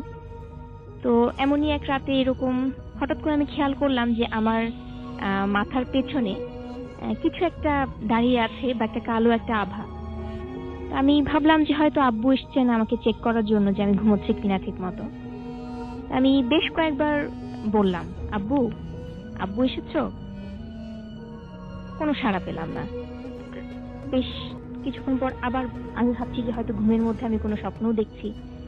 আবার একটু যখন হলো তখন আমি আবার বললাম যে আব্বু তুমি এসেছো, তাতেও যখন কোনো সাড়া পেলাম না, এবং স্টিল সেটা আমার পেছনে ওইভাবেই দাঁড়িয়ে আছে। আমি তখন বিছানা থেকে লাফ দিয়ে উঠলাম। ওঠার পরে ঠিক মশারির ভেতর থেকে বাইরের দিকে একটা মুখের আদলের উপর হাত দিলে যেরকম একটা অনুভূতি হয়, ঠিক তেমনই একটা অনুভূতি আমি পুরোপুরি বুঝতে পারলাম যে হ্যাঁ একটা মুখের আদল, সেটা কালো রঙের একটা মুখের আদল। আমি তারপরে মুখে হাত দিয়ে আমি জিজ্ঞেস করলাম আব্বু আব্বু তুমি এসেছো, দেখলাম তখনও কোনো সাড়া নেই। এবং তখন আমি খুবই ভয় পেয়েছি যে আব্বু থাকলে তো অবশ্যই উনি বলতেন যে হ্যাঁ মা আমি এসেছি, তুমি ভয় পেও না বা এরকম কিছু একটা, তো উনি ওনার মতো করে বলতেন। এবং সেটা বোঝার পরে আমি বুঝলাম যে এটা আব্বু না। আমি ঠিক এক লাফে আমার বিছানা থেকে উঠে বসলাম, উঠে তাৎক্ষণিক দৌড় দিয়ে আমার আব্বু আম্মুর রুমে গেলাম। আব্বু আম্মুকে বললাম, ওনারা সাথে সাথেই আমার রুমে আসলেন, লাইট অন করলেন। ততক্ষণে আমার রুমে তখন কিছুই ছিল না। আর যেহেতু বিড়ালটা আমার রুমে আসতো, আব্বুর ভাষণ হচ্ছে যে হয়তো বিড়ালটাই তোমার খাটের মাথার উপরে উঠে বসেছিল, তুমি হয়তো ঘুমের মধ্যে বুঝতে পারোনি। বাট আমার মনে হয় যেটা আসলে আমার কোনো হ্যালুসিনেশন না, এটা আসলেই একটা অন্য কিছু ছিল বা হতে পারে, মানে অবাক ছিল। মানে পুরো জিনিসটা তো আপনি অনুভব করেছেন, হ্যাঁ, পুরো জিনিসটার যে মানে যেটা আপনি এক্সপেরিয়েন্স করেছেন, জি। আপনি হাত দিয়ে যখন বুঝতে পেরেছেন, আপনি বলছিলেন আমাকে অফ এয়ার, যেটা সলিড ছিল, রাইট? হ্যাঁ, এটা সলিড ছিল। এবং বিড়ালের মুখে হাত দিলে নিশ্চয়ই আপনি বুঝতে পারছেন যে হ্যাঁ, লোমশো টাইপের, লোমশ একটা ভাব, রাইট? সেরকম কোনো কিছু ছিল না, না। এটা একদম সলিড। এবং একটা ফেসে হাত দিলে, যেরকম একটা লাগে, কাপড়ের উপর দিয়ে একটা ফেসের উপর হাত দিলে যেরকম একটা আপস এন্ড ডাউন থাকে, নাকটা একটু উঁচু বা চোখের এটা একটু একটা হ্যাঁ, আপনি ফেসে ফাইন হাত আর্টসের দিলে তো স্টুডেন্ট, তো আপনি আরো ভালো বুঝবেন, মানে রাইট। সো এটাই ছিল ঘটনা। আপনাদের সাথে একটি ঘটনা শেয়ার করতে চাই, যেটা আমার আম্মুর সাথে ঘটে অগস্ট মাসে, যখন আমরা বাংলাদেশে ভেকেশনে যাই। আর এই ঘটনাটা আমাদের গ্রামের বাড়ির ঘটনা। তো আমার গ্রামের নাম হলো কান্দাখানিপুর, দোহার থানা অবস্থিত। তো ঘটনাটা এইভাবে শুরু হয়। একদিন আমার আম্মু আমাকে বলে কি, তুমি সন্ধ্যার পর কিংবা রাত্রে একা কিচেনে যাবা না। তো আমি জিজ্ঞেস করি কেন? তো আম্মু বলে কি, বাস যাবা না। তো আমি আর ব্যাপারটাকে আমি সিরিয়াস নিই না, আমি একটু লাইটলি নিছি। তো তারপর রাত্রে আমাকে আম্মু বলে, ঘটনাটা খুলে বলে। ঘটনাটা শুরু হয় এইভাবে। এর আগের রাত্রে আমাদের বাসায় কিছু গেস্ট এসেছিল। তো আমার আম্মু তাদের জন্য চা বানাইছে। আর আমরা তখন উপরে ছিলাম, আমি আর আমার ছোট ভাই। আর আমাদের বিল্ডিংটা হলো 2 ফ্লোর বিল্ডিং। তো আমি সেকেন্ড ফ্লোর, আমি আর আমার ভাই সেকেন্ড ফ্লোরে ছিলাম, আর আমার আম্মু নিচে কাজ করতেছিল। তো গেস্ট যাওয়ার পর সেই কাপসগুলো নিয়ে গেছে ধোবার জন্য। তো হয়েছে কি, এখন আপনারা সবাই জানেন কি গ্রামের ইলেকট্রিসিটির প্রবলেমটা অনেক বেশি। তো আমরা সবসময় হাতে চার্জার লাইট রাখতাম। তো আমার আম্মু কি করছে, এখন সে একা যাবে, তো সেও একটা চার্জার লাইট হাতে করে নিয়ে গেছে। আর তখন সে কাপসগুলো ধুইতেছে। আর আরেকটা কথা বলে দিই, আমাদের গ্রামের এরিয়াতে হ্যান্ড পাম্প ইউজ করা হয়, আর কি তাকে গ্রামের ভাষাতে বলে চাপকল বলা হয়। তো আমার আম্মু কি করছে, এখন সে 2 হাতে তো এক হাতে লাইট ধরতে পারবে না। তো সে আবার আমাদের কিচেনের ভিতরে যে কলটা আছে, চাপ কলটা আছে, এটার অপোজিটে একটা বড় জানলা আছে, আয়রন গ্রিল আছে। ওর পিছনে জানালা, আর কি জানালা, ওটার মধ্যে আয়রন গ্রিল আছে। তো আর জানালাটা অনেক বড়। তো আম্মু কি করছে, লাইটটা একটু জানালার পাশে রাখছে, আর কি ওয়ালের সাথে সাপোর্টের জন্য নিচে রাখছে। আর সে তখন কাজ করতেছে আর লাইটটা অন করে রাখছে। তো হয়েছে কি, এখন আম্মুর কাজ শেষ হয়ে গেছে, সব কাপসগুলো ক্লিন করে এখন সেই লাইটটা যখন নিতে গেছে, তখন তার মাথাটা একটু নিচু করে যখন লাইটটা হাতটা আগে বাড়িয়ে লাইটটা নিতে গেছে, তখন কি হয়েছে কি, সে এক্সপেক্টই করতে পারবে না এরকম হতে পারে তার সাথে। একটা মহিলা, একটা অনেক বুড়ো মহিলার ভয়েসে একটা মহিলা অনেক জোরে চিল্লাইছে। আর চিল্লাইটা এত ভয়ঙ্কর ছিল, আর কি যেরকম হরর মুভিসে চিল্লায় মহিলার কিছু লাইক স্পেশাল এফেক্ট ভয়েস দেয়, সেরকম তার আওয়াজটা এত ভারী আর এত বুড়ো টাইপ। আর তারপর আমার আম্মু এত ভয় পাইছে বলার মতো না। আমার আম্মু শুধু লাইটটা নিয়ে সে উপরেও তাকিয়ে, তার মাথাটা উপরেও করে নেয়। আমার আম্মু এত ভয় পাইছে, আর ওখান থেকে দৌড় দিয়ে রুমে তাড়াতাড়ি এসে পড়ছে। আর আমার আম্মু এই কথাটা বলছে কি, তার এরকম ফিল হয়েছে কি সেই মহিলাটা তাকে ধরতে আসছে, তাকে নিতে আসছে, আর সেই মহিলাটা এত রাগ ছিল, এত জোরে চিল্লাইছে। আর আয়রন গ্রিলগুলো যেটা, ওটা ধরে অনেক জোরে ঝাঁকি মারছে, অনেক জোরে, কি সে ওটা ভেঙে ভিতরে ঢোকার চেষ্টা করতেছে। তো তারপর আমার আম্মু সে রাতে এত ভয় পায়, সে কারোর সাথে এই ঘটনাটা শেয়ার করেনি, আমাদের সাথেও না, কারণ সে মনে করছে যদি বলে তাহলে আমরাও ভয় পাবো। তো কারোর সাথে বলেনি। তো নেক্সট ডে যখন আমাকে এই ঘটনাটা বলছে, তো আমার আব্বু যখন ওই গ্রামের লোকদেরকে জিজ্ঞেস করছে কি এরকম কি কিছু আছে নাকি, তো গ্রামের লোকরা বলে কি হ্যাঁ, এখানে তারাও ওই মহিলাকে দেখছে, অনেকজন দেখছে। আর যে এরিয়াতে আমাদের কিচেনটা কনস্ট্রাক্ট করছি, ওই এরিয়াতে তারা বেশিরভাগই ওই মহিলাকে দেখতো। আর সেই মহিলাকে ডিসক্রাইব করছে কি সে সাদা শাড়ি পরা ছিল, আর সে অনেক বুড়ো, তার ফেস ফুল রিঙ্কল, আর কি তার ফেস দেখা যায় না, বাট অনেকজন যারা দেখছে তারা বলছে কি সে অনেক বুড়ো, তো ভয়েসটা অনেক ভারী, বুড়ো মানুষদের মতন। তো তারপর অনেকজনের সাথে এইসব ঘটনা ঘটেছে সেই মহিলাটা নিয়ে, তো তার নাম তারা রাখছে সাদা বই। তো আপনারা যদি কেউ যান ওখানে, তো আপনারা যদি জিজ্ঞেস করেন সাদা বই স্টোরি, আপনারা অনেক স্টোরি শুনতে পারবেন। তো এই ছিল আমার ঘটনা।